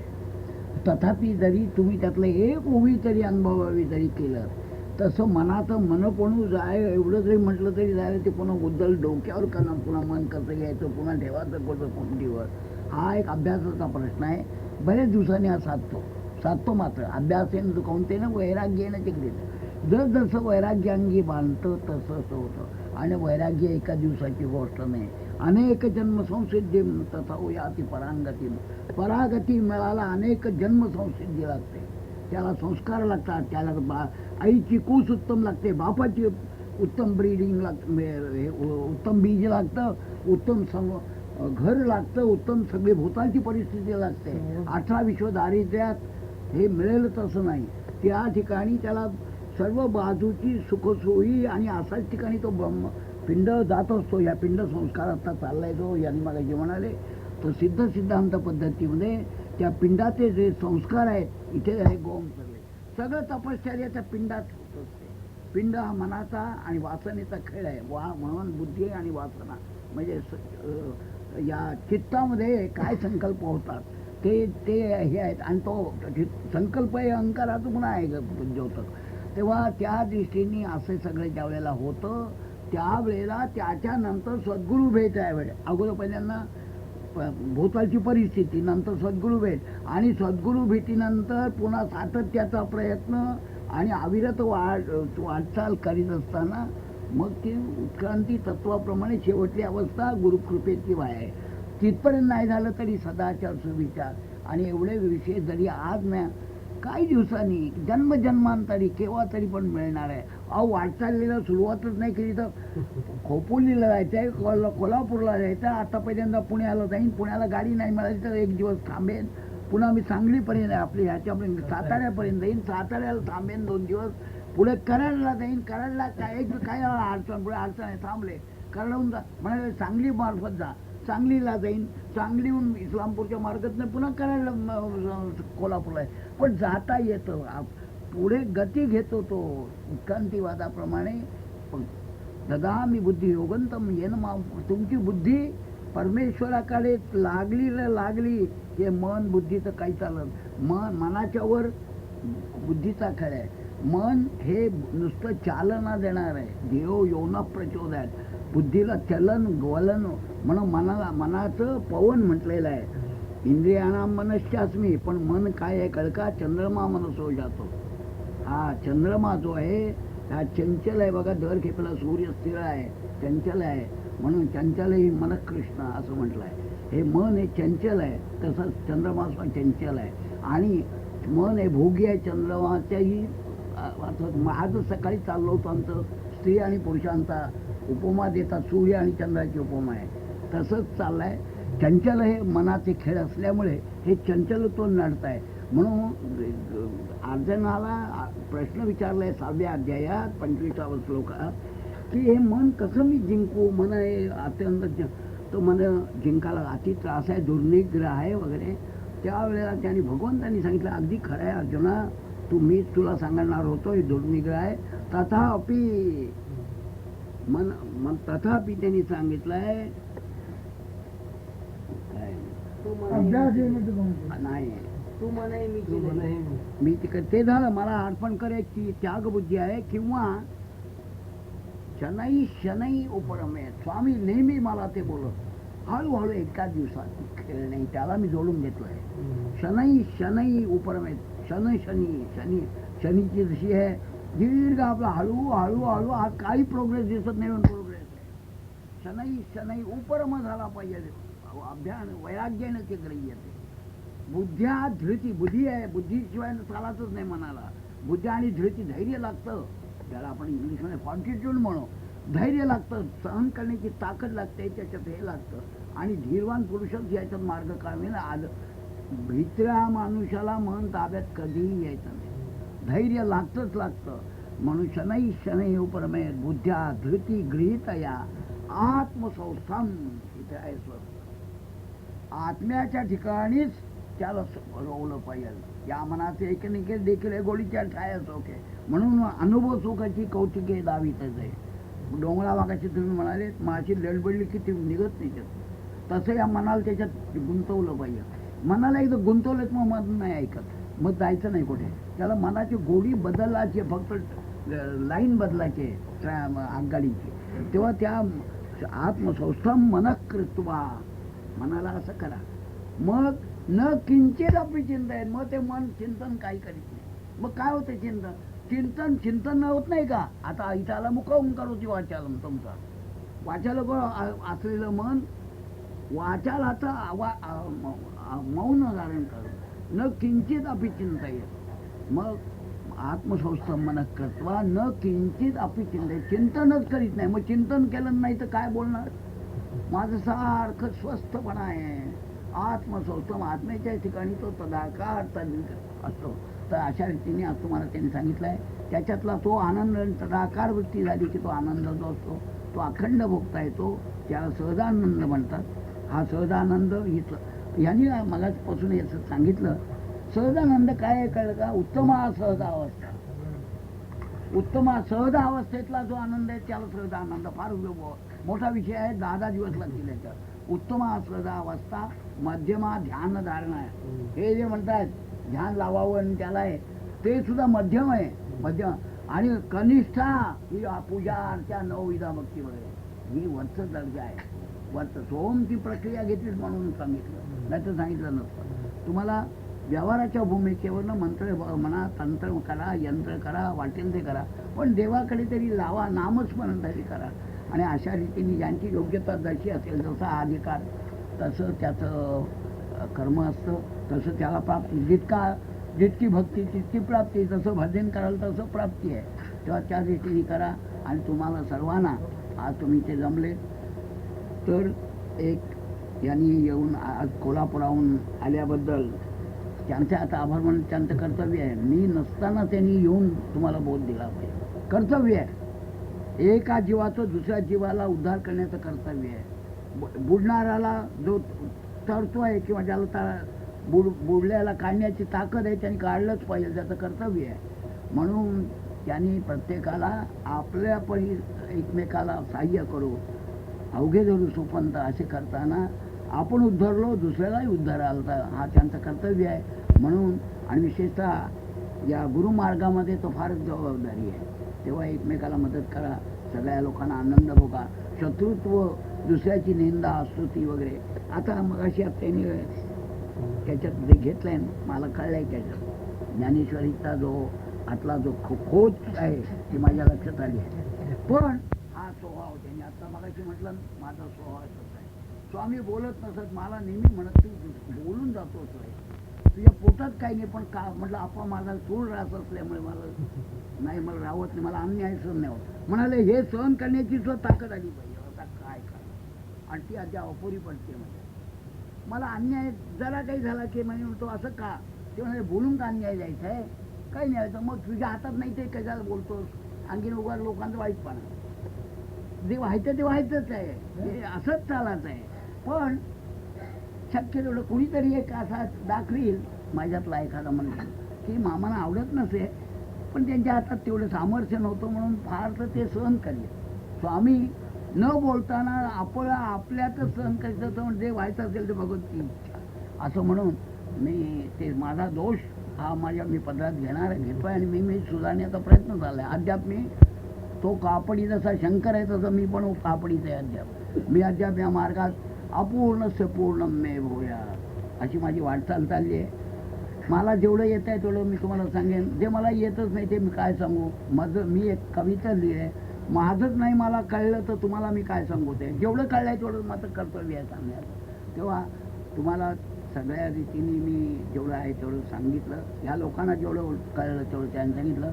तुम्हाला जेवढं पचवता येईल तेवढं पचवा, आणखीन पचवणी मिळवण्याचा प्रयत्न करा आणि कुठून तरी आपला स्वोद्धार स्वात्माउद्धार असं करा आणि जन्म आली आहे सार्थक करावं. असं जे सांगितलं पुन्हा बार बार नाही यावे, की पुन्हा पुन्हा जन्म येईलच अशी गॅरंटी कोणी देणार नाही. आलाय त्याचा फायदा घ्या. पुनर्जन्म नवीन येते, पुनर्जन्म असं काही लोक म्हणणार आहेत.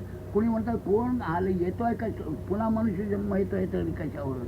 तेव्हा त्या दृष्टीने तुम्ही काहीतरी आत्ताच मार्गाला लागा, याच या डोळा बघा आणि आहेत आणायचा जे मार्गी जे ज्ञान ते तुम्हाला जेवढं पचेल तेवढं करा आणि तुमचं पुन्हा तुम्हाला ते पचो असं मी माझ्या गुरुची प्रार्थना करतो.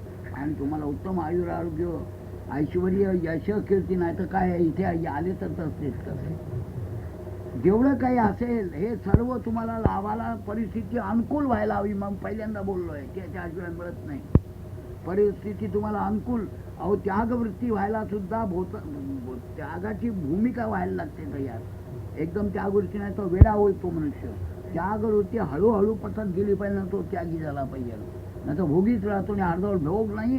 वासना क्षय झाला नाही तर अर्धवट वासना पुन्हा पूर्णत्वात आल्यावर पुन्हा भ्रष्ट होतो. पूर्ण वासना क्षय व्हायला लागतो.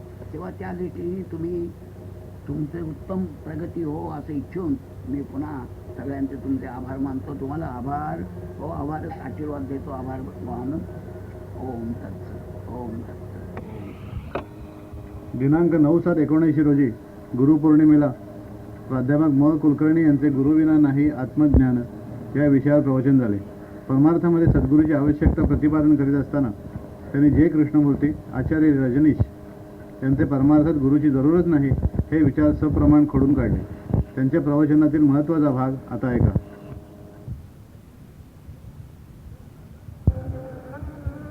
तेव्हा परमार्थामध्ये सद्गुरूची आवश्यकता आहेच काय या प्रश्नांचं उत्तर स्वामींनी आधीच देऊन ठेवलं आणि त्याचं कारणही त्यांनी दिलं.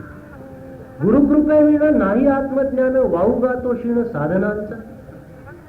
तुम्ही वाटेल जेवढी साधना करीत राहिलात तर ते व्यर्थ श्रम ठरतील. सद्गुरूच्या कृपेशिवाय आत्मज्ञान होणार नाही हे स्वामींनी अगदी निसंदिग्ध शब्दात सांगितलं. अमरगाथेमध्ये मामानी देखील हेच सांगितलेलं आहे. मामा असं म्हणतात की गुरुकृपाची कारण तुझे हाती काय जाण नको नको अहंकार सर्व व्यर्थ परिवार. परमार्थामध्ये अंतिम अवस्था प्राप्त व्हायची असेल तर गुरुकृपा हेच एकमेव कारण. तुझ्या हातात आहे काय, तू काय करणार आहेस. आणि मामाने दिलेलं उत्तर आणखीन मला अर्थपूर्ण वाटतंय. मामा म्हणतात की नको नको अहंकार. परमार्थामध्ये गुरु न करून घेता सुद्धा मी अंतिम अवस्थेला पोहोचतो. याच्यामध्ये मी फार जागा आहे, अहंकार जागा आहे. आणि अहंकार शून्यता आल्याशिवाय कसला साक्षात्कार होतो डोंगला. समूळ अहंकार नाहीसा होऊन जाणं हे तर परमार्थातलं अत्यंत महत्वाचं. म्हणून मामाने ते स्पष्टीकरण केलं, नको नको अहंकार व्यर्थ सर्व परिवार. गुरु न करून घेता जे जे काही करशील तो सगळा व्यर्थ परिवार ठरेल. गुरुकृपेशिवाय आत्मज्ञान. आता जुनी दोन फक्त प्रमाण सांगतो आणि या मुद्द्याच्या वेगळ्या विवेचनाकडे मला वळायचं. समर्थाने सांगितलं सद्गुरु विण ज्ञान काही सर्वता होणार नाही. अज्ञान प्राणी प्रवाही वाहतची रे. समर्थाने परखडपणाने ज्यांनी विवेक निष्ठेचा आग्रह धरला, ज्यांनी परमार्थामध्ये अध्यात्मामध्ये जे जे ढोंग चाललेलं होतं, जी बोवाबाजी चाललेली होती त्याच्यावरती घणाघाती प्रहार केलेले आहेत पहिल्यांदा परखडपणानं. ते समर्थ इथे आग्रहपूर्वक सांगतायत की सद्गुरु विण ज्ञान काही सर्वथा होणार नाही. अज्ञान पाणी प्रवाही वाहतची गेले. हे समर्थांचं उत्तर आहे. आणि एकनाथांनी सांगितलं सद्गुरु विण ब्रह्मज्ञान सर्वथा नवे नवे जाण. ब्रह्मज्ञान व्हावं असं वाटत असेल, सद्गुरूंची कृपा, सद्गुरूंची कृपा, सद्गुरू हेच अत्यंत महत्वाचं आहे. याशिवाय आमच्या परमार्थात अन्य काही नाही असं सगळे साधू संत टाळू फोडून सांगतात. या संदर्भात प्राध्यापक माट्यांनी केलेलं विवेचन मला अत्यंत महत्वाचं वाटतं. माट्यांनी या संदर्भात एक फार चांगला निबंध लिहिला. परमार्थात सद्गुरूची आवश्यकता आहे की काय असंच काहीतरी शीर्षक आहे. मला नेमकं ते पुस्तक मिळालं नाही म्हणून मी त्यांचं कोटेशन देत नाही, पण वाचल्यानंतर माझ्या ध्यानात ती वाक्य राहिलेली आहे. जवळजवळ जशीच्या तशी ती वाक्य मी तुम्हाला सांगतो. यानंतर माट्याने असा प्रश्न उपस्थित केला की ज्ञानेश्वरांच्या पासून रामदासांच्या पर्यंत महाराष्ट्रातल्या सर्व संत श्रेष्ठांनी परमार्थामध्ये आत्मज्ञानाच्या प्राप्तीकरता सद्गुरूंची आवश्यकता आहे आहे हे त्रिवार सांगितलेलं असताना त्यांच्या सांगण्याविरुद्ध संशय घ्यावा याचे धाडस मला होत नाही असं माटे म्हणतात. पण माटे पुढे असं म्हणतात की या सर्व साधू संतांच्या सांगण्यावरती जर विश्वास ठेवायचा नसेल आणि त्यांचे उद्गार हे जर प्रमाण मानायचे नसतील तर माटेने असं विचारलंय की समाजामध्ये प्रामाण्याला तरी आधार कुठे राहणार हेच मला सांगा. समाजात प्रमाण कुणाला मानायचं? समाजात जी प्रतिष्ठित माणसं आहेत, सभ्य माणसं आहेत, जी अधिकार संपन्न माणसं आहेत, ज्यांना सर्व लोक मानतात, त्यांच्या शब्दाला मान द्यायचा ना. मग ज्ञानेश्वरांच्या पासून रामदासांच्या पर्यंतचे सगळे लोक सांगतायत की परमार्थात सद्गुरूची आवश्यकता आहेच आहे. त्यांच्या म्हणण्यावरती जर अविश्वास व्यक्त करत असाल तर समाजात विश्वास कोणावरती ठेवायचा? आणि मग माट्याने फार सुरेख पुढे विवेचन केलंय. माटे असं म्हणतात की अरे लहानपणी ज्या सर्वज्ञतेनं ज्या ज्ञानदेवानं वरलेलं आहे ते ज्ञानेश्वर खोटं बोलतील. जे एकनाथ जनी जनार्दन पाहतात ते एकनाथ लोकांना खोटा उपदेश करतील. तो केवळ परखडपणा करतात प्रसिद्ध असणारा देऊचा तुकोबा तो या असत्याच्या कर्दमात उतरेल. आणि जो विवेक वैराग्याचा कडकडीत इशारा साऱ्या महाराष्ट्रामध्ये ज्यानं दुमदमला ते समर्थ रामदास खोटं बोलतील. असं का आणि कशा करता मानायचं हेच मला कळत नाही असं माटे म्हणतात. माट्याने असं स्पष्टीकरण दिलेलं आहे की या साधू संतांच्या सांगण्याविरुद्ध आपण काही विचार करावा असं मला वाटत नाही. माटे हे खरे महाराष्ट्रातले बुद्धिवंत विचारवंत आहेत. ध्यानात आपला तर्क आपली बुद्धी कुठपर्यंत ताणावी, आपली शंका कुठपर्यंत उपस्थित करावी याचा अत्यंत साक्षेपी विवेकी भान माट्यानं. आपण काय चालवलेलं याच्यामध्ये माझा मुद्दा ध्यानामध्ये घ्या. सद्गुरूला आपल्या संसार प्रपंचाला सुखाचा करण्याचं एक साधन मानायला लागलो ध्यानात. आणि ते एकनाथ व्यासांच्या प्रमाणे आकाशामध्ये हात उंच करून टाहो फोडून आपल्याला सांगतायत की बाबानो परमार्थामध्ये सुद्धा सद्गुरू हे साधन नव्हे. हे ध्यानामध्ये घ्या. सद्गुरू हे केवळ साध्य आणि साध्यच असतात. एकनाथांची ओवी आपल्याला सांगतो. ते म्हणते सद्गुरू केला जो साधन त्याहूनी परते साध्य आण म्हणता झाली नागवण नागवला जाण सर्वस्वे. परमार्थामध्ये सुद्धा सद्गुरूला साधन मानायचं नसतं. सद्गुरू हे केवळ साध्य आणि साध्य असतात. या दोन्ही प्रश्नांची उत्तरे इथे मिळतील लक्षात ठेवा. परमार्थामध्ये सद्गुरूची आवश्यकता आहे काय हा जो प्रश्न जे कृष्णमूर्ती उपस्थित करतात किंवा जे कृष्णमूर्ती वाचून त्या विचाराने प्रभावित झालेले लोक जो आम्हाला हा प्रश्न विचारतात की परमार्थात सद्गुरूची आवश्यकता आहे काय, त्याला इथे उत्तर आहे अरे परमार्थात सद्गुरू हेच साध्य आहे. हा प्रश्न विचारताना तुम्ही असं गृहीत धरले परमार्थ वेगळा आणि सद्गुरू वेगळा. परमार्थात जर सद्गुरू मिळणार नसेल तर परमार्थ कशाचा डोंबलाचा करणार. परमार्थात जर सद्गुरूच मिळणार नसेल तर तिथे काहीही परमार्थ असत नाही. हे त्याचं उत्तर आहे. प्राध्यापक म कुलकर्णी यांच्या प्रवचनातील महत्त्वाचा भाग हुडकून काढणे हे अत्यंत कठीण काम आहे. त्यांचे सर्वच प्रवचन अत्यंत श्रवणीय व मननीय असते. ह्याची पूर्ण जाणीव ठेवूनही या उपक्रमाच्या मर्यादा सांभाळणे भाग असल्यामुळे परमपूज्य मामा जशी बुद्धी देतील त्याप्रमाणेच हे रिटिपिंग चाललेले आहे. आता ह्या विषयावर परमपूज्य मामांचे विचार आपल्याला खचितच मार्गदर्शक वाटतील.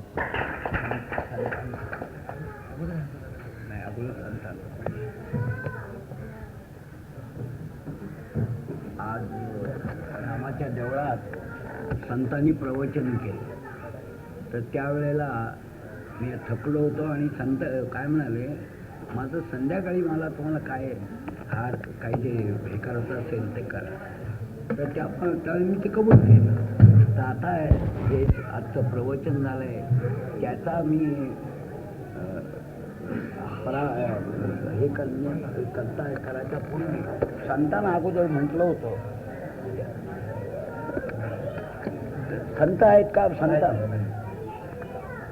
संत हे मी नेहमी बोलत असतो आणि त्याला पुन्हा पुन्हा उजळाही देत असतो की संत हे या 2 अक्षराला सार्थ करणारे असे संत आहेत.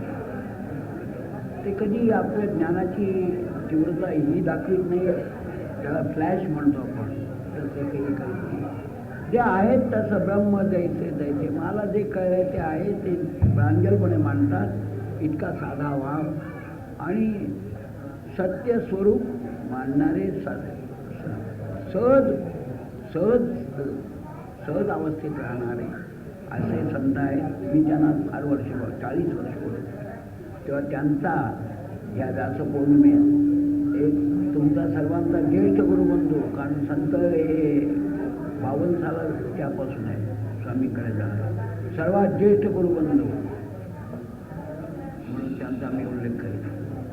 तेव्हा त्यांना ह्या नाही या रूपाने मी आज त्यांचा सद्गुरूतर्फे हा त्यांना मान देतोय आणि तो त्यांनी स्वीकारावा.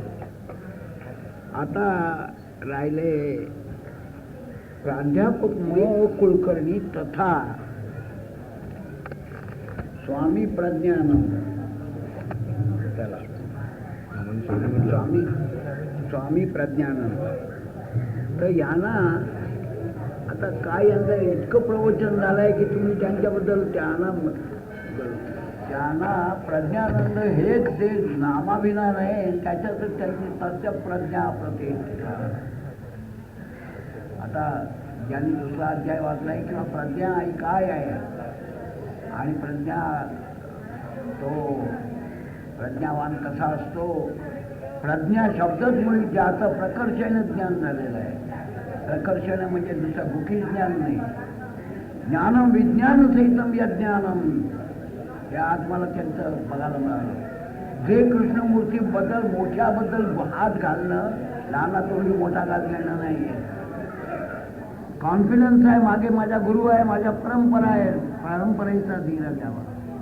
आणि हा प्रश्न मी स्वामींना विचारला होता. स्वामी म्हणाले तू बोलू नको, आपाप ह्याचं उत्तर जगामध्ये पुढे दिलं जाईल. आज प्रत्यक्ष मला तो दिवस आज मला आला. या व्यासपीठावरून स्वामींना काय कळत होतं, स्वामी सगळ्यांना सांगत होते महान मोठा मनुष्य आहे. परंतु स्वामींनी मला हलकेच असं सांगितलं, लहानापासून जन्माला आल्यापासून आई सुद्धा त्याचा गुरु होते, बापचा गुरु होतो, मास्तर गुरु होतात. गुरु नाही कुठे, विश्वामध्ये गुरु आहे. म्हणून तर हे पंचमहाभूतसह गुरु केले दत्तानी 24. हे आमचं पौरात्य ज्ञान. आणि जेडी नॉन रिलेटिव्ह गुरु आहे, मी प्रत्यक्ष ऐकलं त्यांच्यापुढे याला गेलो प्रवचनाला आणि तेव्हापासून मी गेलो नाही प्रवचन. अमरिंद मंडळात जे कृष्णमूर्तींचं लेक्चर झालं त्यांनी विचारलं तर तुम्हाला गुरु जरूर नाही तर तुम्ही काल बोललेत, चिठ्ठ्या पाठवल्या. त्याला उत्तर न देताना त्यांनी त्याला असा केला, मोठा मनुष्य वाटेल ते करू शकतो. खरंच आहे, जगात आज जगाचा भारी आहे, मोठा अधिकारी आहे पुरुष. त्याच्यापुढे आम्ही व्यवहाराच्या भूमिकेतून सगळे लोक जर त्याच्या बाजूला आहेत. योजना एक तरी मला जसं बहुमतीने म्हटलंय, माझा ग्रंथ नाही कोणाला कळला तरी एखादा विपुल पृथ्वी आहे आणि विपुल माणसं आहेत. कुणी एकाने जरी मला हे वाचलं तरी माझं काम झालं या ग्रंथाचं. तसं स्वामी जे बोलले होते की भगवंताची योजना असेल तसं होईल. मोठा मनुष्य आहे, अगदी काय गुरु नको म्हणतोय, हरकत नाही, मला माझा गुरु हवाय. ज्ञानेश्वरांनी स्पष्ट म्हटलंय, ज्ञानेश्वर वाचत नाही कळेल की गुरुबिना नाही. आज कोण गुरुबिना कोण बतावे वाट. स्वामी बाहेर आले आणि त्या आमच्या आपल्या शिष्याच्या पुढे बसले. आप्पा तुम्ही आज कसे आले तिथे? आप्पा म्हणाले हे सिलेस्टियल सॉंग आहे, ह्यानी त्रास नाही होत. पण ते ह्या एकंदर हे झालं की मला कानाला त्रास होतो, म्हणजे आता समजा तुम्ही. तेव्हा त्यांनी ते तदाकार होत असत. गुरुबिना कोण कोण तुझं समज सांग नको म्हणलं गुरु या असं पद म्हणत असत.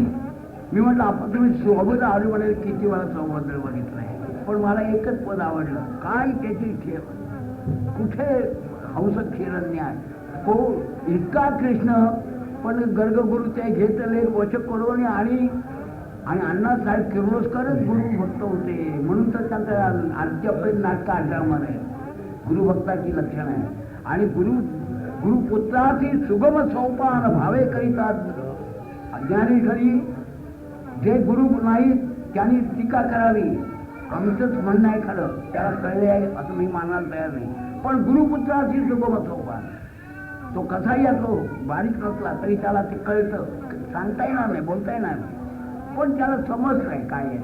तसं आज यांनी इतकं सोपं करून सांगितलं.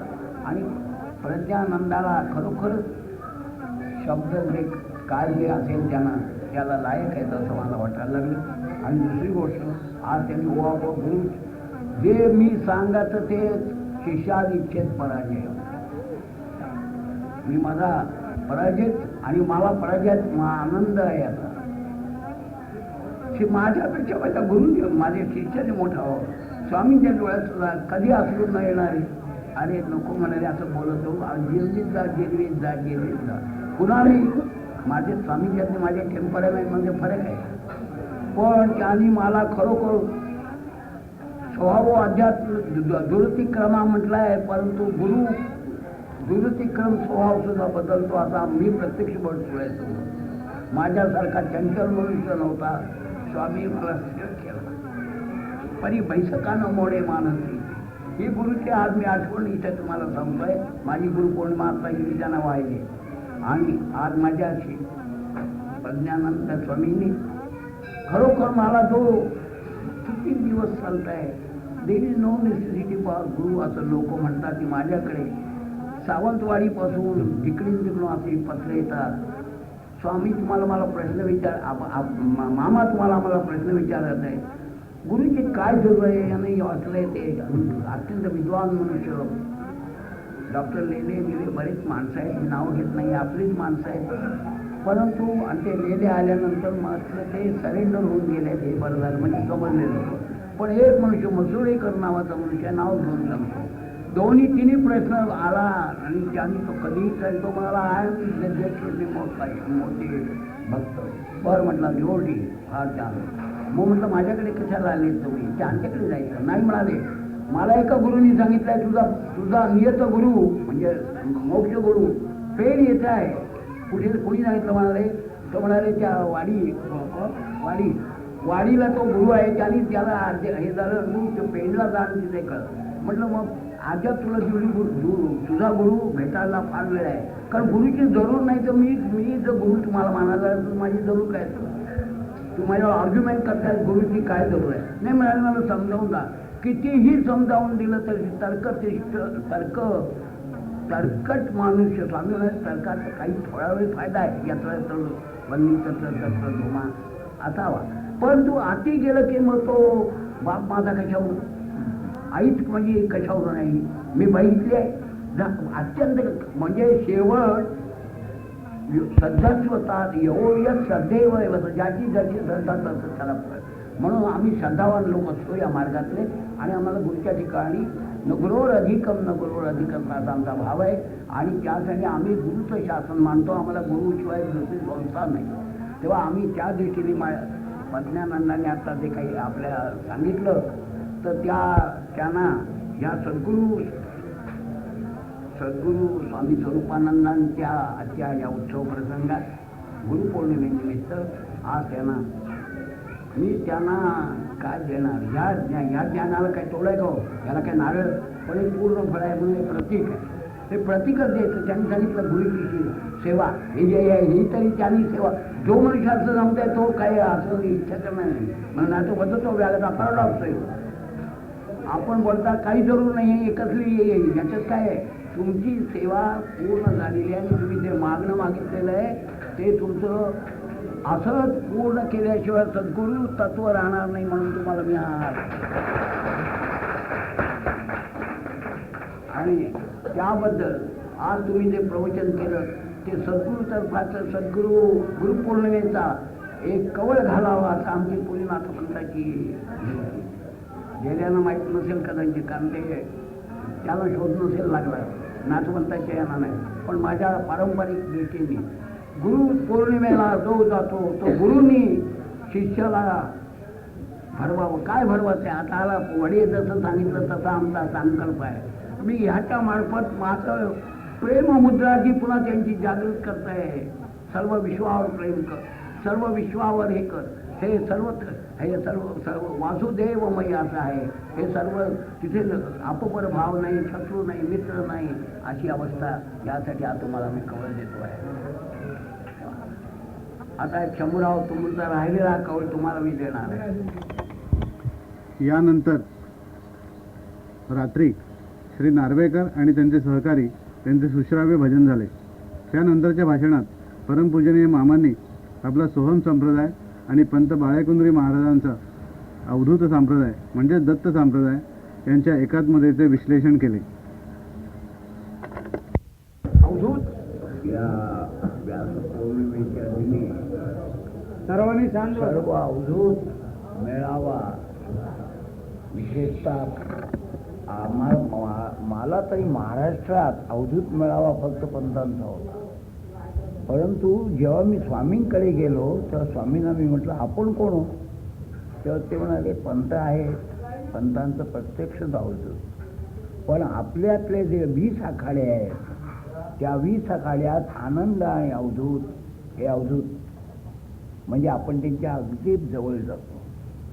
अवधूत दत्त अवधूत हे फार वरचा म्हणजे वरचा आणि खालचाही करण्याचं काही कारण नाही. तथापि दत्ताची भूमिकाच मुळी काही मिळाली आहे. केवळ ज्ञानमय आहे. त्याच्यात कर्मठ लोकांनी फार हे केलं. भाजी सुद्धा धुवून घेणारे दत्त अवधूत संप्रदायात मला बघायला मिळाले. परंतु तसं काही नाही आहे. जर तुम्ही अवधूत गीता वाचली तर बरंचसं उमज पडतो. विशेषतः त्याची कॉमेंट्री त्याच्यावर या वौडियाची आहे, इंग्लिश आहे, इलाज नाही. पण त्याच्यात त्यांनी सगळं हे अवधूत संप्रदायाचं विश्लेषण केलं आहे. आणि आज कुलकर्णी यांनी तेच सांगितलं की खरंच तत्व निळ आहे आणि त्याचं कर्मठांनी अर्थाचा अनर्थ केला आहे. करावा कर्मठांनी, मला त्याच्याबद्दल नाही. हे जे सांप्रदायिक लोक आहेत त्यांनी बेलाशेक करावा. परंतु खरं तत्व काय आहे, दत्ताला काय सांगायचं होतं ते स्वामींनी मला सांगितलं. आणि मी म्हटलं की ते प्रेमरस त्यांची भजनाची पद्धत आपली भजनं ते म्हणाले आम्ही ज्याला भजन म्हणतो त्यांना ते त्यांचा भजन एक तारीवर चालतं ते भजन म्हणतात. आम्ही योग मार्गातले आहे तेही योगीत आहेत. त्यांचा ओम नमः शिवाय. तुम्ही ओम नमः शिवाय न करता सोहम करता. ओम तुमचा लपलेला आहे त्याच्यात. त्यांनी मला फार फोड केली.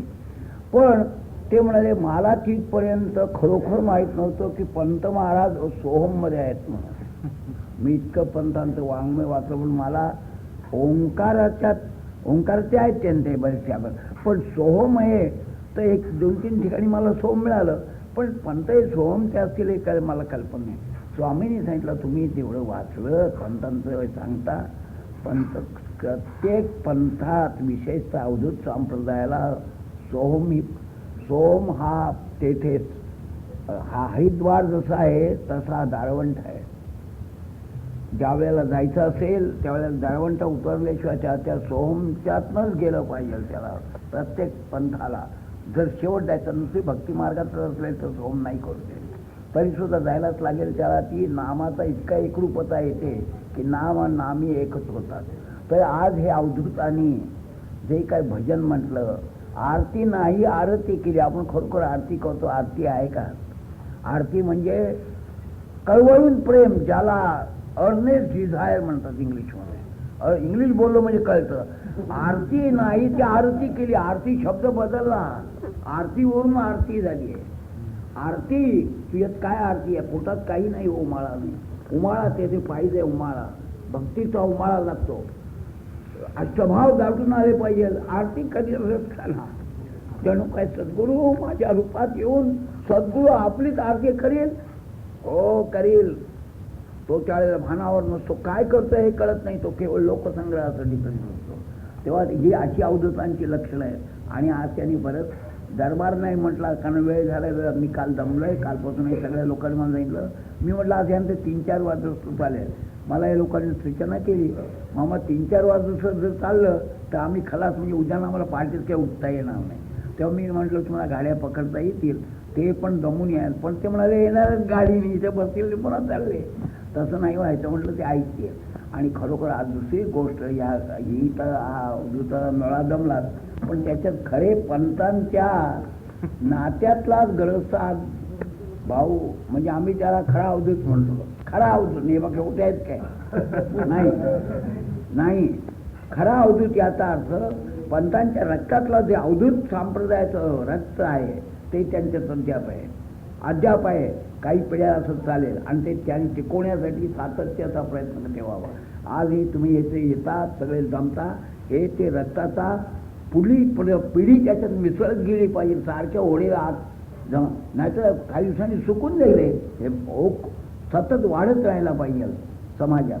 तेव्हा त्या या दृष्टीने तिकडेही चाललेलं आहे. मी 2दा-3दा कोल्हापूरला गेल्यावर चौकशी करतो, कोण कोण गेले होते ह्यांच्या याला. ते म्हणतात आम्ही कोल्हापूरकडे जातो, हे जातातच आहेत तिकडे. तेव्हा त्या दृष्टीने त्यांचा ओघ चाललेला आहे. आणि त्याला अति लहान लहान पोरं या गाल्यात बरीच खरोखर ओढ मिळत आहेत. मी ज्या वेळेला त्यांच्या दरबार गेलो, बघितलं आहे त्यांचं, बायका मुलं सगळी तल्लीन होतात. त्यावेळेला त्यांचा खरं हे बघायला मिळतं. परंतु प्रत्येक संप्रदायाच्या काही गुपित असतात, काही हे असतात.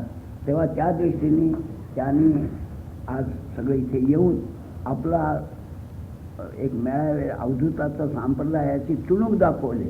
लहरी, प्रेमलहरी म्हटलंय आणि प्रेमलहरी झाली. आज बरीच त्यांची पदार्थ राहिली आहे. आज सासुरवासीन झाली आहे म्हटलंच आहे त्यांनी, पण माहेरामी जाते म्हटलेलं आहे. आणि कितीतरी पंतांची अशी पदं आहेत, पंतांच्यामुळे गाथाच जबरदस्त आहेत. तेव्हा त्या दृष्टीने त्यांनी चुणूक दाखवली. वाहून तुम्हाला पेणकरांना, आपल्याला पेणीच्या लोकांना किंवा बाहेरच्या ज्यांनी ऐकलं नसेल त्यांना हे अवधूत संप्रदायाच्या लहरी कशा चालतात हे तुम्हाला बघायला मिळेल. आणि त्याच्यात ते तुझाकार होतात. एक तारी भजन असो, कसंही असो, त्यांना ही बाहेरचं ज्याला अकंपनीमेंट म्हणतात, संगीताची साथ, तब्बर, तबले, अमके दमके काही नसलं तरी ते एका डबलीवर किंवा एका ह्याच्यावर वाचतात आणि तदाकार होतात. याचा तुम्ही म्हणा आधार काय हो? तर ज्या महापुरुषाच्या, म्हणजे पंतांचा मला संवाद झाला, कारण मी 1903चा आणि पंतांनी 1903 साला देह ठेवला आहे. जुलै मला वाटतं दसऱ्याला, ऑक्टोबरला. कधी आहे?